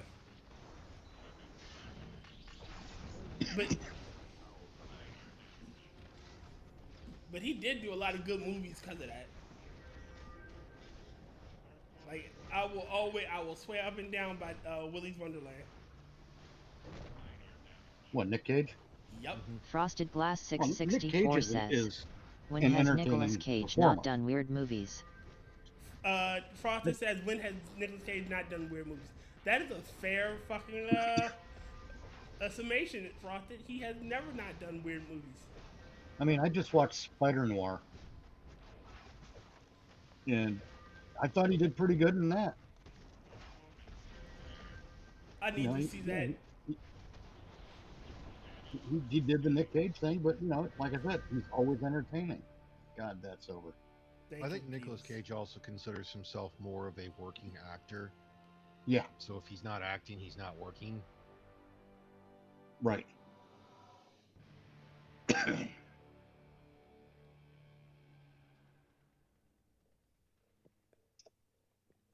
But again, this what the fuck? Oh, it's defeat. All right, let's get the hell out of here.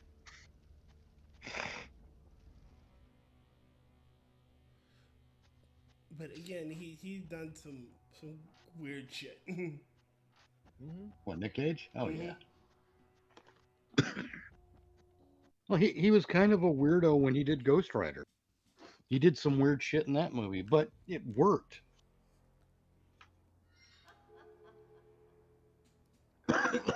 I mean, he's been in a lot of shit movies. He's also been in a lot of good movies. Yeah.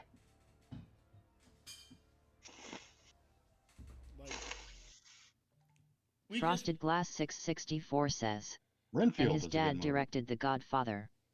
It I think it's called wasn't. Renfield. It wasn't his dad. He is a Coppola, but I don't think it was his father. No, I think he's somehow related to Francis Ford Coppola. I think it's his uncle. Because his given name. That's why I said is it was his Coppola. uncle. Yeah.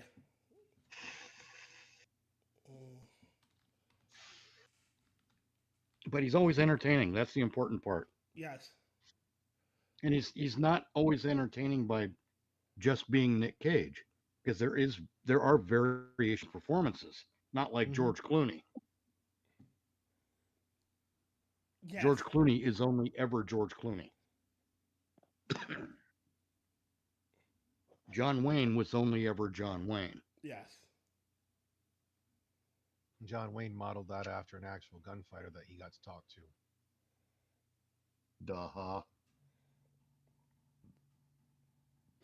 But yeah, like where Cage got his start is working with Francis Ford Coppola on like the TV movie Best of Times, Fast Times at Ridgemont High, where he's Nicholas Coppola, and then the uncredited one in The Outsiders, and then he gets his actual full debut as a main character in Valley Girl.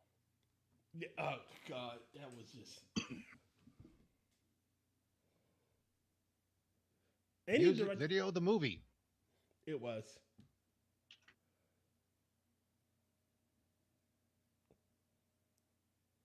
But yeah, hire. I think it was a mistake to hire Nick Cage to play Johnny Blaze in Ghost Rider. Yeah. For two reasons, actually. He was a bit old at the dye job didn't take. It looked kind of ridiculous. And, all we see is Nick Cage. Mm-hmm. Yeah. And that's not to say the movie's not entertaining, because it is. No, he does a good job. Yeah. But Frosted Glass 664 we're says, still not seeing Cage Johnny was in a Blaze. pretty good adaptation of The Color Out of Space. And then it didn't help with the... we should be watching that when Frosted Glass said that Nicolas Cage was in a pretty good adaptation of The Color from Out of Space. Yes. Mm-hmm. The color of what in your face? The Color from Outer Space. Oh, there's Critical. Hey, what's going on? This is Working around, shitting and chatting. Mm-hmm. But I'm going to call it a night. It has right. nothing to do with Critical. That's a lie. We don't like you. We don't like your cat around here. They don't like my cat around here. Take care, James Critical, and y'all have a good night. You too. If James Right had on, a James. All right, y'all problem too. with Critical, he'd say it. That's right. Yeah. Well, you are an Okie, and he is a Texan, so. It's just Frosted a Glass natural 664 rivalry. says, Color Out of Space. Yes, Color Out of Space. My bad. Hell, I'm still pissed at what they've done with the Blair Witch Project. Oh, they ruined that series. Or that film franchise possibility. Well, they had a chance for that first sequel to actually be interesting. The But first studio interference killed a bunch of it. Yep. Oh, yeah. Studio interference kills a lot of movies. Especially with that. Yes, it does. Especially with that fucking intro, because like coming over the forest, and if you're fucking playing Sinatra's Witchcraft, totally changes the tone of the movie. Yes. Mm-hmm. But no, they had to go with what? Yeah. Yeah. See that kind of shit too. Oh, the kids like this. No, it's not about that. You fucking morons. Who'd they go with? They went with the Marilyn Marilyn Manson's Manson song. I don't Beautiful know which People. one. I don't care. It's Beautiful People. Whatever. And I don't hate Marilyn Manson. I like. Oh, neither quite a do bit of I. his I'm music. just not interested. Yeah. But And then like the whole thing of like, oh, we're gonna have them run into another tour group, and then eventually they're gonna kill the other tour group. It's like the studio had that put in. And the funny part is like the test audience, like everything the studio put in, test audiences hated, and they fucking kept it. Yep. Because they were playing with house money. They could do what the fuck they wanted. But with the whole S. Rever thing, they had a good kind of here are some seeds in our movie for the big reveal kind of mystery thing going on, which I think is great. I think that's great filmmaking. And of course, like you said, have what was it, Witchcraft by Sinatra? It's not the music in that situation isn't about what the kids are gonna like. That's not what drives it. Frosted Glass 664 says, it's about setting the tone. all I and remember is sometimes it had Michael it's from the Burn Notice. contradiction of the tone, visually Yeah. and audibly. And if the visual and audio contradict yet complement each other, that is a brilliant effect. Because it makes the audience uneasy going in. Without grabbing a mic and going, "Dear audience, now is the time to feel uneasy." We're Yeah, and then going it didn't in. help the studio change to where some of the spots or some of the scenes were in the whole thing of showing the one character who later on goes into Burn Notice and has an amazing role in both of the Sicario movies. Yeah. Fucking rocks the hell out of that Jeffrey shit. Donovan. Yeah, you know, like showing him in the freaking loony bin later. It's like that early in the movie, it like throws shit off. Yep. Well, that's why I would love to see this is why I want AI, because I'll be able to write it and get it made. But I want to see my version of a sequel to the Blair Witch Project where we're not focusing on found footage, but we are going to stick with the documentary filmmaking angle. Mm-hmm. Mm-hmm. And there in Burkittsville, there was a spree killing. Like 7 or 8 people got murdered in one night, and they've got a suspect, and we're having the trial, and that's where the documentary film crew comes in. Is they're doing some background and documenting the trial Right. about this killer. And the Blair Witch thing is more of a background element, but the guy's defense is, hey, I was out of my mind. There was some weird shit going on, and I can't even explain it. And to back up, he'll be found guilty. I'll give that away. He'll be found guilty and sent away. But at the end of the movie, when the documentary film crew is in their hotel room putting together their edits and reviewing all their footage, we're never going to see the documentary, although that might make it extra on a DVD if those days ever come back. But what we see is Mike, Heather, and Josh in the background in the documentary footage all throughout the movie. But it's not the younger, it's the current day versions of them. It's the same actors, and we see them, and someone picks up on it. It's like, holy shit! And that ties to our first movie, but you don't explain why they're there. They're just there in the background of almost every shot where there's a crowd of people. So, and the reason we do that is because we assume they died. Did I just lose everyone? No. No. But we kind of assume that they were killed at the end of the first movie. So when we see them show up in the documentary footage, is it them? Or is it their ghosts? Or what's going on? It leaves us with a mystery. And it's a mystery we should never solve. That's the scary part. Yeah, a mystery you never solve. It's the reason why is because Michael Myers has no motive.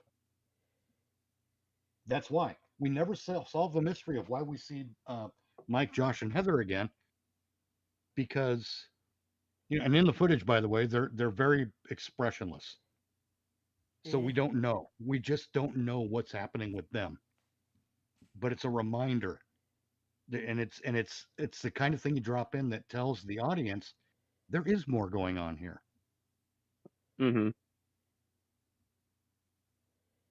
Plus, it might be a good opportunity for those actors to, since a lot of what they did wasn't written for them. It was what's the word? Improv.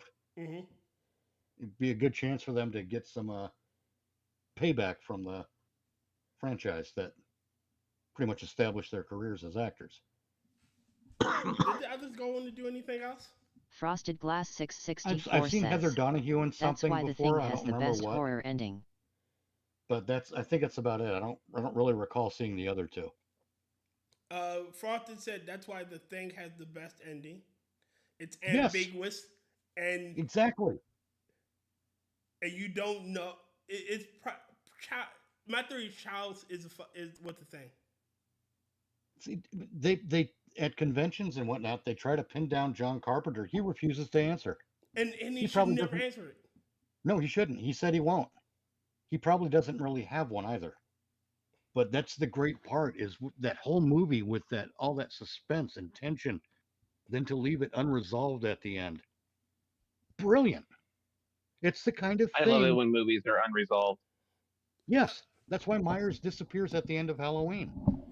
And Now at the now 40, 50 years later, we're still talking about that shit because of that. yeah, that's the. Remember you kept saying that's the hallmark of good franchise when you have questions that should never get answered. Yeah. That's the stuff that you go Well, to Denny's and talk about. What we're doing right now is essentially sitting at Denny's after the movie, running scenarios with each other. Mm-hmm. Which is always fun. Yeah, it's the best part of the movie-going experience. That's why we probably have so much fun with Never Watch Alone and doing our reviews. Because that's us sitting around at Denny's after the movie. Mm-hmm. Also, when we get that occasional surprise like the movie Beyond. Oh, yeah, that's good. God, that was good. Again, every so often you'll get a nugget of gold and a sea of turds. When you get a nugget of gold and a pile of shit. Yep. Well, no, your two options are either a nugget of gold or a peanut in your shit. Yeah. I know everyone wanted me to bring that up.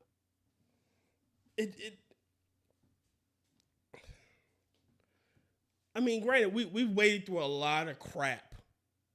Oh yeah. But we've also gone through some stuff that's pretty good. Yeah. And we've gone through some stuff that's quite good.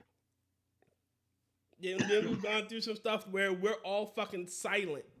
Like most of Beyond, we were pretty much silent. Frosted Glass 664 Well, yeah, says, that movie managed to. I think the most likely answer is neither or, is the thing. to pull because us all the thing into wouldn't the care narrative. about killing another thing if it meant being sure it won. There's no reason for the kind thing of not unheard to of for attack. us, 'cause we can't shut up. Yeah. Or like last night with wait, hold on. frickin', I want to read Frosted Glass's comment because it was really good. All right, so Frosted said, "God damn it, stop." Frosted said, "I think the most likely answer is that neither is the thing, because the thing wouldn't care about killing another thing if it meant being sure it won. There's no reason for the thing to attack, not to attack." I think it was the thing. I think it knew it could survive. It pretty much survived the frozen tundra. It did not fucking care about one last human. Okay, well, in the end, it still was going to survive. You want to know the best part about that movie, The Thing? What? John Carpenter's? Mm-hmm. We don't know what level of intelligence that thing has. Yeah. I mean, yeah, it was building a spaceship, but was that because it understood the technology, or is that because of a memory it absorbed from something else that it absorbed? Or was it a prisoner to begin with? Yeah. Was it a prisoner? Was it an experiment? Was it being dumped on Earth as garbage? We don't know. Biological weapon. Yeah. That's the best part. We don't know, and we never should. Yeah, I mean, it was found underneath, from everything they explained, found way underneath the permafrost. So it could have been there for eons. Right.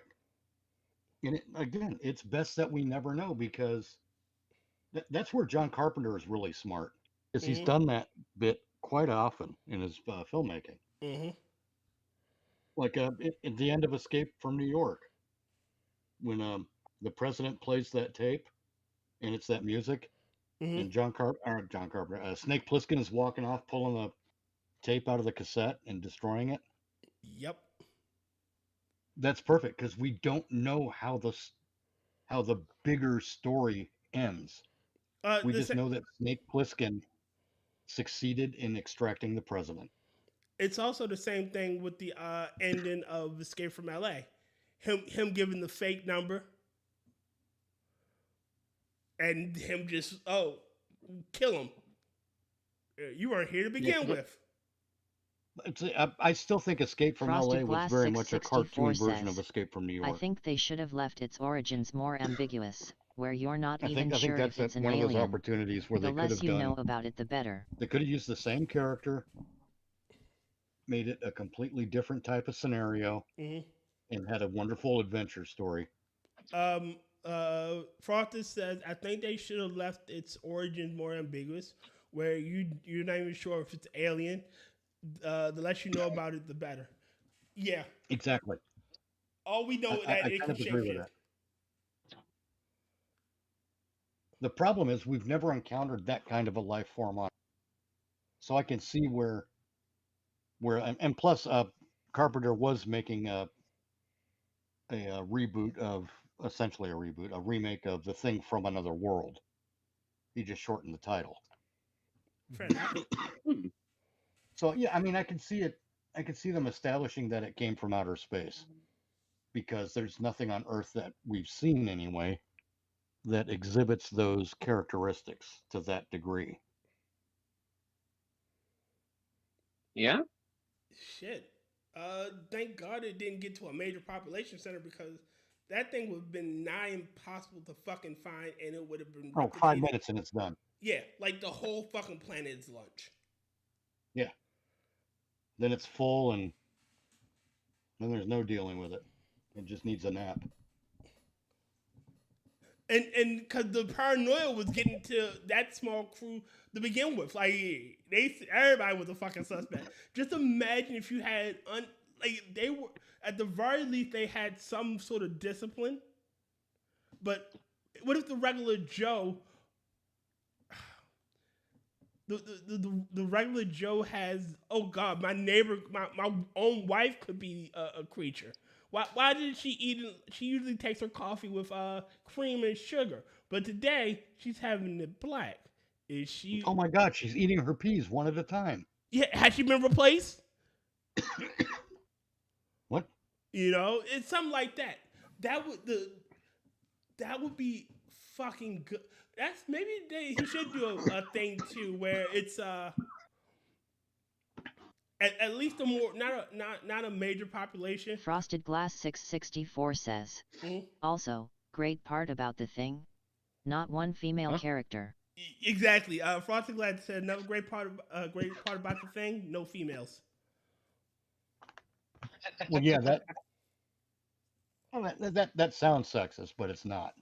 Lord, it's essentially Lord of the Flies. That's that element of the film is very important, because it's part of what dictates how the characters interact with each other. Because yeah, they're isolated. They're all men. But at least they understood a hierarchy You put a woman or two in that situation, you're going to have the men doing stupid things to either protect the women, or the women being too conciliatory, or the women actively sabotaging each other, because that's what they do for attention. Or acting like men. Hashtag not all. Hashtag not all. All right, don't get me wrong. Men, but they're men. There are a while ago, 100 years ago, they were talking about doing an all-female Lord of the Flies remake. Oh God. Oh God. And it would never work. No. And it'd be absolutely fucking not. Because the reason why the Lord of the Flies worked is because they were young boys who understood hierarchy, and they said fuck it. They went with, you know, they went all fucking savage. And you can't get that level of savagery with women. Or at least girls. There's not the same kind of a survival instinct either. Mm-hmm. Look at that show with the island and the men and the women on different islands. Where they had to bring a guy over because they didn't even build a shelter. Well, no, they had to bullshit. So some fishermen came by and gave them some fish. And that just doesn't happen. I mean, fishermen show up to an abandoned island. Hey, anyone need some fish? Yeah. Fuck you. That doesn't happen. They engineered. They took it easier on them. Well, yeah, exactly. That was the production. Frosted Glass 664 says, they'd just be passive aggressive to each other. Knew it, we knew it. Everyone knew it. Frosted said the women would just be passive aggressive to each other. Well, and they were. They were getting hung up on things like oh, we have to decide who's the leader. No, you don't. You have to figure out what everyone's skill set is and then let them do their thing. And then you go from there. Yeah. You don't need a leader. You need cooperation. Yeah. That's what women don't understand. And no offense, but that's kind of what women don't understand is that if you can't cooperate together, there's no chance of you having successful leadership. Right. Agree. Not at all. And again, hashtag not all. Because it's That's not what I'm all saying. women. There But are even plenty of then- women who do understand this stuff. But even then, a leader will emerge eventually when the need for one arises. Someone has to make the harsh decisions. You know? Well, sure. It's like, well, we need to decide what we're going to do. We're going to try to build our beds at ground level, or do we want to elevate? Hey, Tony, you know more about this stuff. What are your thoughts? Mm-hmm. And then Tony's going to be the guy who makes that decision. It doesn't Frosted mean Glass he's the leader, 664 says. but you know, that's a question hashtag of all. trusting your expert. Frosted Glass says hashtag all. Of course he It would. really isn't. I know plenty of women who aren't like that.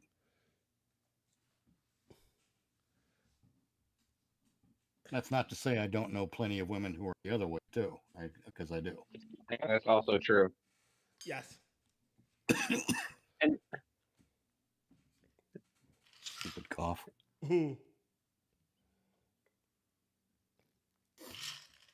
But again, and then women also don't understand. It's also kind of funny that women don't understand a lot of how men work. A lot of Because what? a lot of how men work in general. Oh, yeah. Because we can go days or weeks without ever talking to each other and finding out certain events. And it's like, okay, that's an unspoken thing of us. Well, all right. So it was all right. Tari said this, and it's fucking true. We were talking to Kiefer Dam one day, and she says, "You guys, you know, I want to be treated just like the regular guy do." And me and Tari went like, "No, you don't." Because if Tari treated you like he treated me, you'd be crying. Yes, quite possibly. You know that like.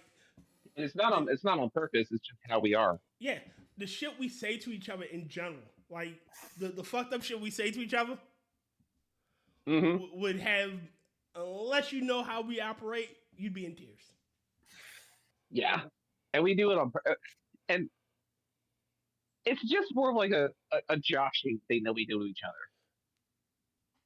But like, even then, it's the needling isn't necessarily it's to what's the word, fortify. Like we don't do it to tear you down, essentially. Yeah, like exactly. if you could take a fucking joke, you're good. And that's why a lot of women get upset about the military and how the military kind of run each other. And it's like, you've seen it when women start getting into the military. It's like, how much has changed because of women in the military? Reduce standards for one thing. I say this now, not to sound like a dick. I say this now, not to sound like a dick. But I don't want women on the front lines. No, neither do I. I don't think there should be pregnant flight suits. I don't want a pregnant woman in combat. No, absolutely. Like your role in like your position as a pregnant woman is to protect the life you're creating. You are propagating our species. You need to be protected. You don't need to be on the front lines fighting unless like this is a pitch battle where all the fucking men have died and you need to defend the homeland. Like, yeah. Like then you're on the front. Your name on like the front World War lines. Huh?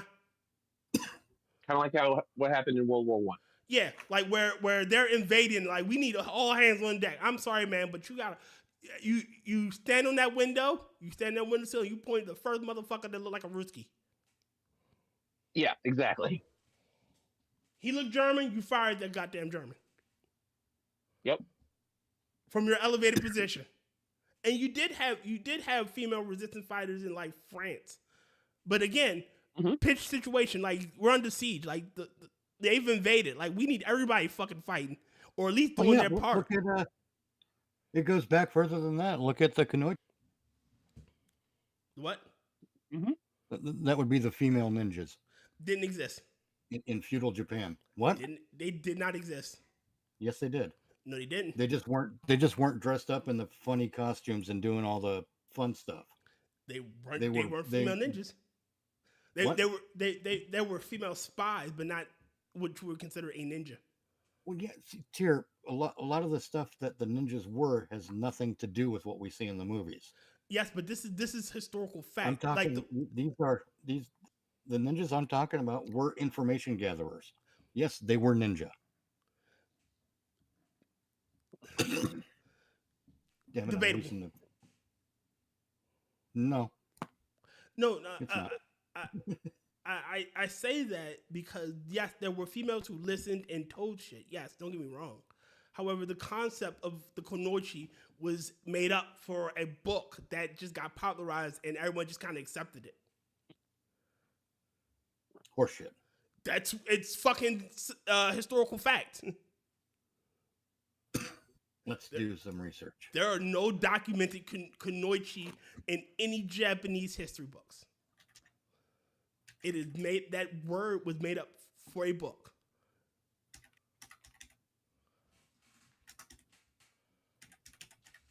Like, yes, there were females from samurai families, and there were females who fought on the front line with katanas, but they weren't necessarily female Frosted samurais. Glass 664 says, weebs. Fucking weebs. No, samurai is a different thing. Samurais are predominantly archers, anyways. No. Like there were females who fought in armor when they were defending castles, but they weren't necessarily samurai. They were from samurai families. The Bushido were mostly all men. Like 90% of it was all men. Yes, the code of the Bushido demanded you be male. No, you're right, Tyr. No records. Again, I'm not saying that there weren't like maids that listened in or like geishas that like told enemy secrets. Don't get me wrong. I'm not saying geishas were a different creature too. Well, yeah, they a lot weren't of them were necessarily men. whores. They weren't necessarily whores. They did other stuff than fucking. Right. Like they were entertainers. They entertained. Yes. Oh yeah. And, like I said, a lot of them were men. And just happened to be fucking. There you go. But yes, like I said, they're like spies that overheard shit, or a maid in the house, or a servant overheard something, and yeah, they went and told it. But yeah, just like in European history, there were women who fought. They didn't necessarily fight on the front lines. Unless there was like a siege of the city and the men were fucking fighting somewhere else and they had to defend the city. Oh yeah. But like there were no female warriors.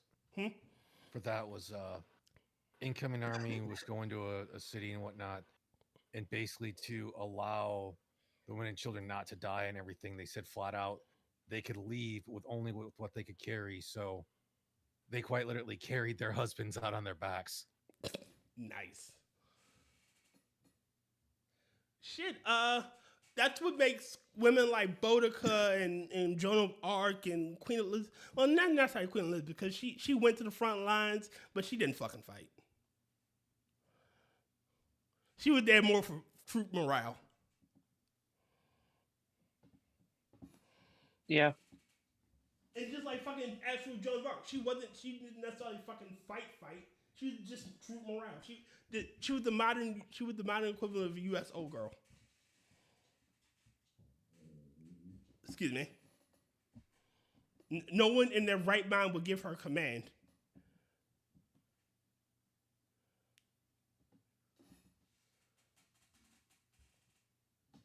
Yeah. I got to reading and it kept going. Damn it. Oh. That happens from time to time. Yeah. It's fun being easily distracted. Yeah. Yeah. And again, I only know this shit because I watched a lot of documentaries. Yeah, we can tell. I've apparently read some of the wrong books. Yeah, like, but that's fine. I mean, but don't get me It wrong. happens. Like it was the historical context. It was just it was a created word because they had no word for it. Did it exist? Yep.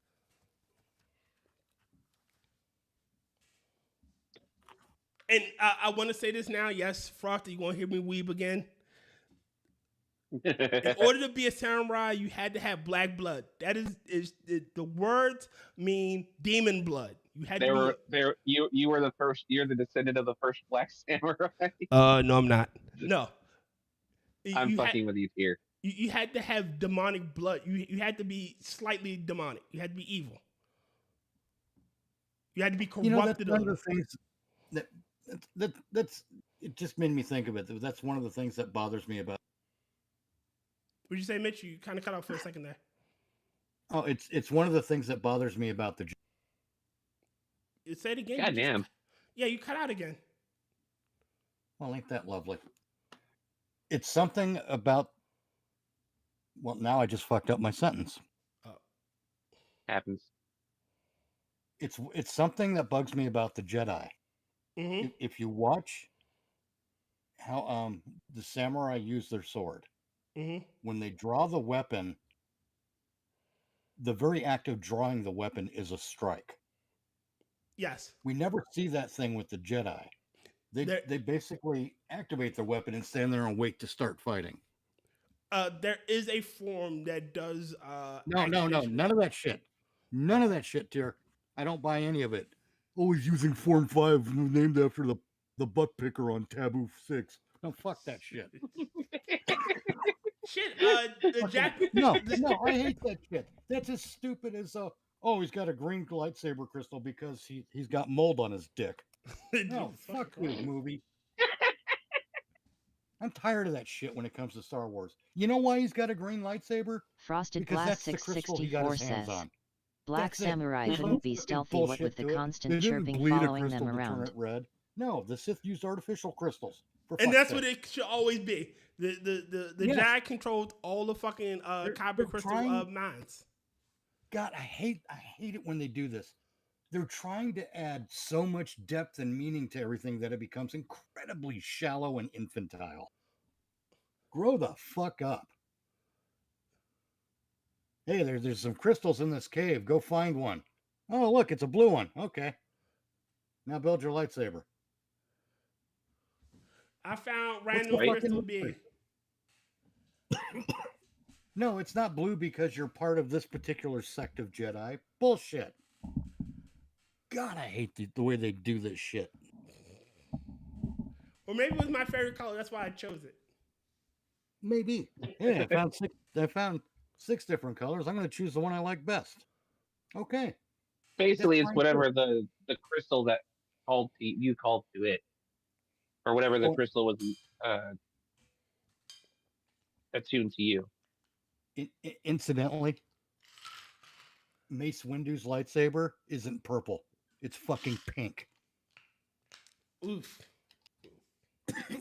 And yes, Damn. he went out like a bitch. Oof. Yeah, he did. Damn. Ouch. True, but ouch. No, I'm just calling it like I see it, man. Went out like a bitch with a girly lightsaber. When he should never have fucking waited till he, like, the moment he fucking did it, he should have just cut him down. Yep. Like he did. Honestly, he didn't need to. He did not need to pull back. Like you're not. Frosted Glass 664 says, Hold on. You think if a Padawan made a red lightsaber, everyone would look at him Quick, like a somebody potential find the school rest shooter? of Tyr's words. No, I was listening to Frosted Glass's comment. He said, "You think if a Padawan made a red lightsaber, would everyone look at him like a potential school shooter?" Maybe. No, No, because in the old way, where the Sith were using synthetic crystals, it would make sense to me that part of the thing about building a synthetic crystal is a shortcut. That's the kind of thing the Sith would do. But going out and finding a crystal, that's the Jedi way. It makes sense. Because, you do it the proper way, so you know how to do it. That would make sense. There was one idea where the difference was that the Jedi focused until a crystal formed, as if from nothing. But really, it's just the crystal would form from materials in the local vicinity. If the Jedi would focus hard enough, eventually you'd have a crystal that could be used for a lightsaber. Crap, I lost my train of thought. And again, it must have been a short train. The Sith would take a shortcut by creating it synthetically. That's actually kind of like that idea. Oh yeah, that's what I remember. All right, so Mace Windu. All right, the lightsaber itself is not a. You don't need to do a power up strike. He did not have to wheel back to. He could have just jabbed forward and killed him. Yeah. Yeah, he could have lunged forward and killed him. Like I said, went out like a bitch. Yeah, like again, he didn't even need to block it. As he's blocking, he could have just started getting closer and fucking stabbed him in the fucking face. Yep. It is. Yes, he's done this before in other movies. He could have done it then too. But again, like I said, it goes back to that thing about when the samurai draw their sword. The very act of drawing the sword is a strike. Oh, and yes, there is a style. Jedi don't do that. Watch, when Qui-Gon and Obi-Wan on that fucking spaceship with the robots, they activate their lightsabers, and then they gotta wait for the robots to get close enough to do anything. There is or they gotta wait for the robots to shoot. It's stupid. There is a style in Japan called Aizuichi or Aizujutsu, where all you're doing is drawing and sheathing your sword. Like you draw the strike and you would sheath it back. Yes. Like that's the entire style. That's generating muscle memory. Mm-hmm. Yep.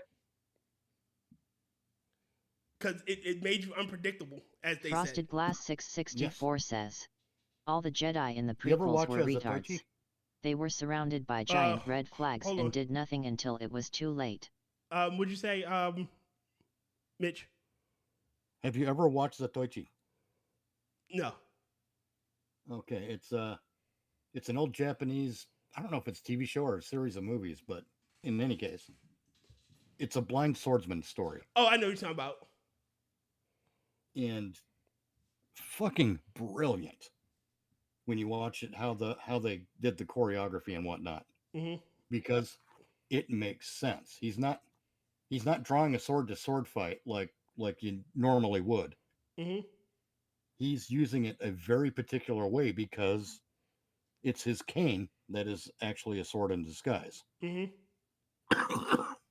So he uses it in a particular manner, and Maxi he's quite says, effective at it. Hi, Tyr. I recommend Hi, watching Mitch. it if you get a chance. Sometimes Sometimes in black and white. Most of the time you have to read along because it's subtitles. I like it. Yeah, thank you. Frosted says all the Jedi in the prequels were retards. They were surrounded by giant red flags and did nothing until it was too late. Well, yeah, exactly.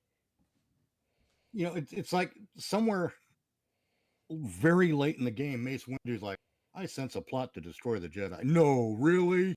Well, worked that out already, did ya? Wait a minute. All right, so they broke their own rules to train fucking Anakin.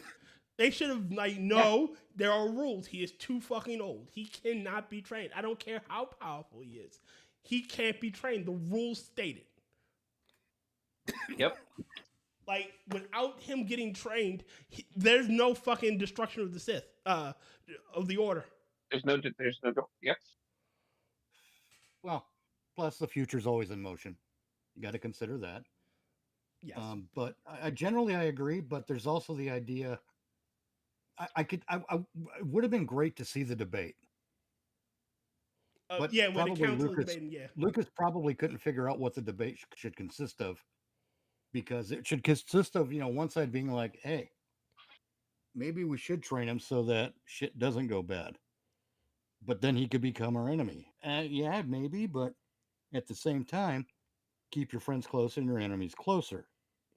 So there would be a great and very interesting debate over it that we never got to see. Instead, we just got Yoda announcing at the end of part one, "Yeah, we're gonna train him." All right. I mean, again, it should have been all the masters in the room, all like with their positions. It's just like, well, he's too old. We can't do this. Well, he's clearly the chosen one. The prophecy. Well, it does also say that he will bring balance to the force. So if we train him, he will bring balance to the fucking force. There's another argument. They never said what kind of balance either. Well, no, I'm just saying the debate between the masters with all their positions. Oh yeah. But they can't show that Frosted disunity. Glass 664 says, Do a you galactic army remember appeared in, out of The nowhere Empire very Strikes suspiciously Back, at just the when right Luke time, finally and the realizes Jedi that didn't Yoda- look into this, and fought beside this army. And Ben's voice is talking to them, Mm-hmm.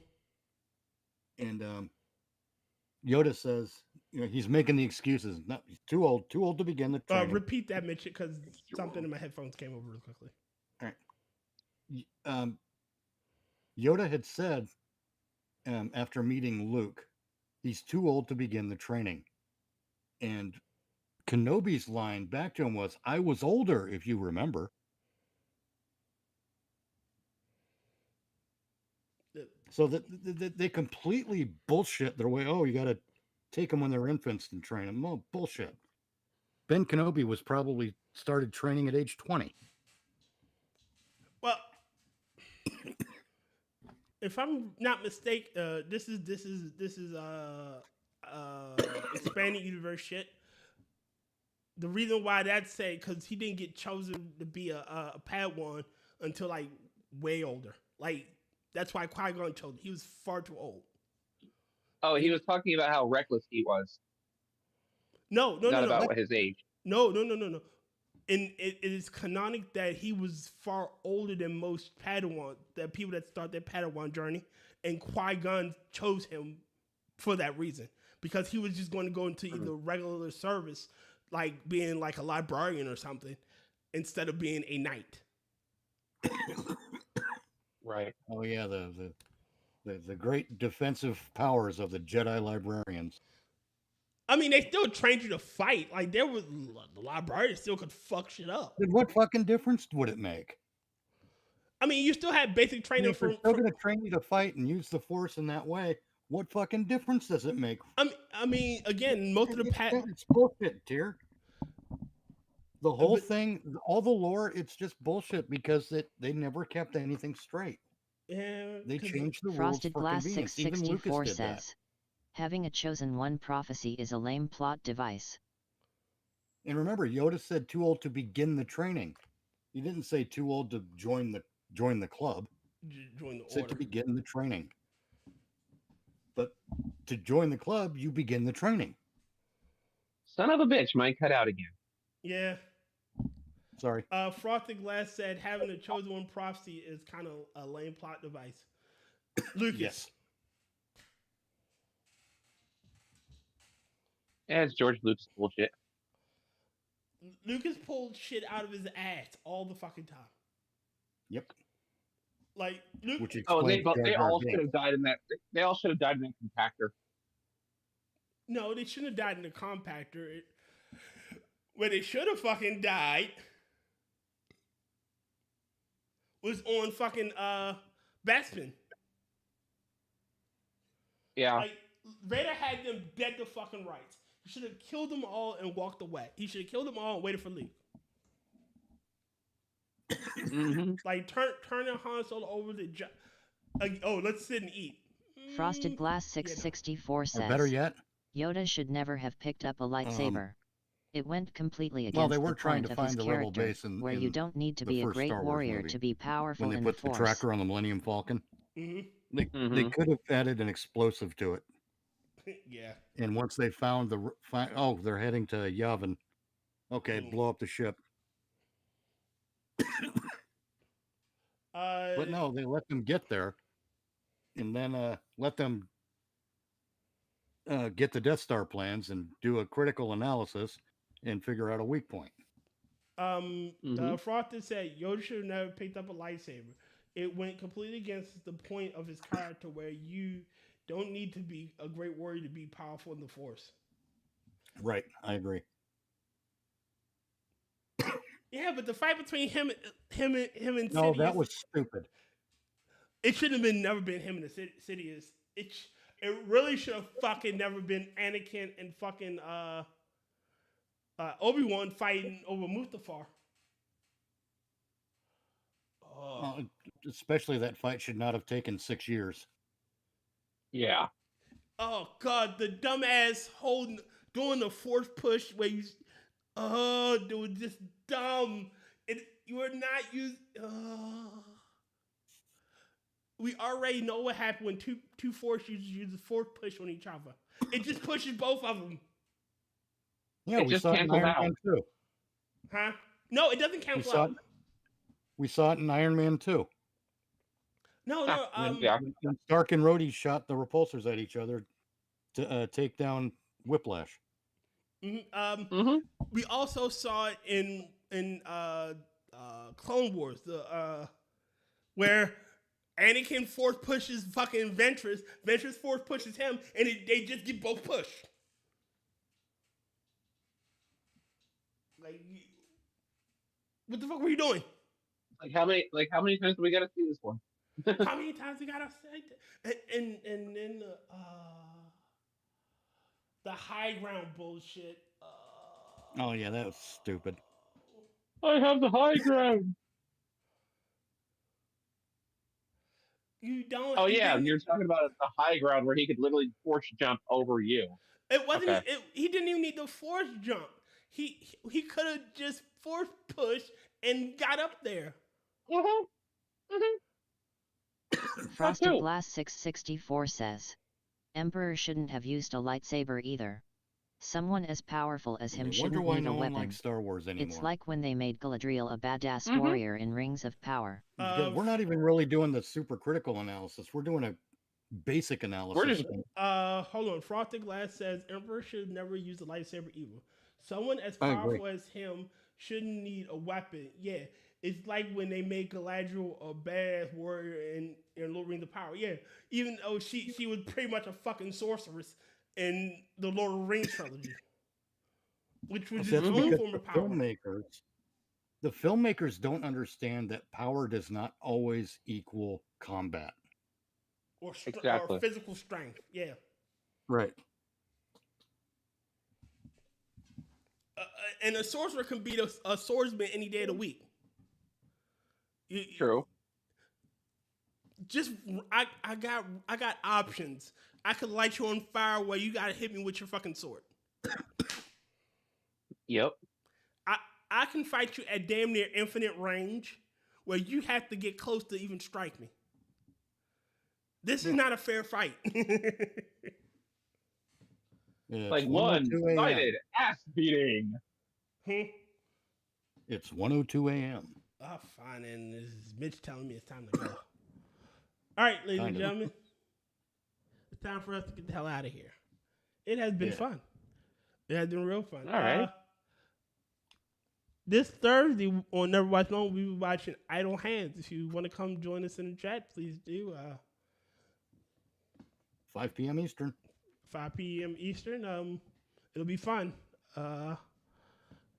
Next week, after this week, you also get to see hopefully some good fucking fan films.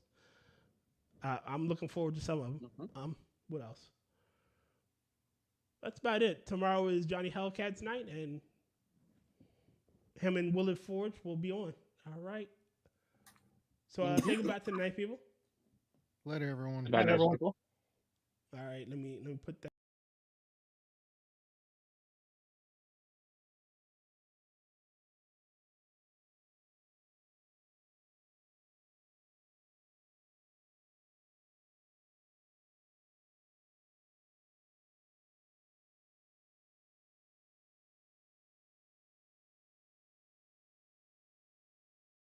Wait a minute. Frosted Glass, because that one was good. I'll read it out so everyone can hear it. The basic premise of the prequels, showing how Palpatine manipulated his way into creating the Empire and defeating the Jedi, is great. It was just executed terribly. Agreed. Yes. It's a good story told badly. Yes. All right. Later. Later, everybody. Closing time. Time for you to go out to the places you will be from. I know who I wanna take me home. I know who I wanna take me home. I know who I wanna take me home. Take me home. Closing time. You don't have to go home, but you can't stay.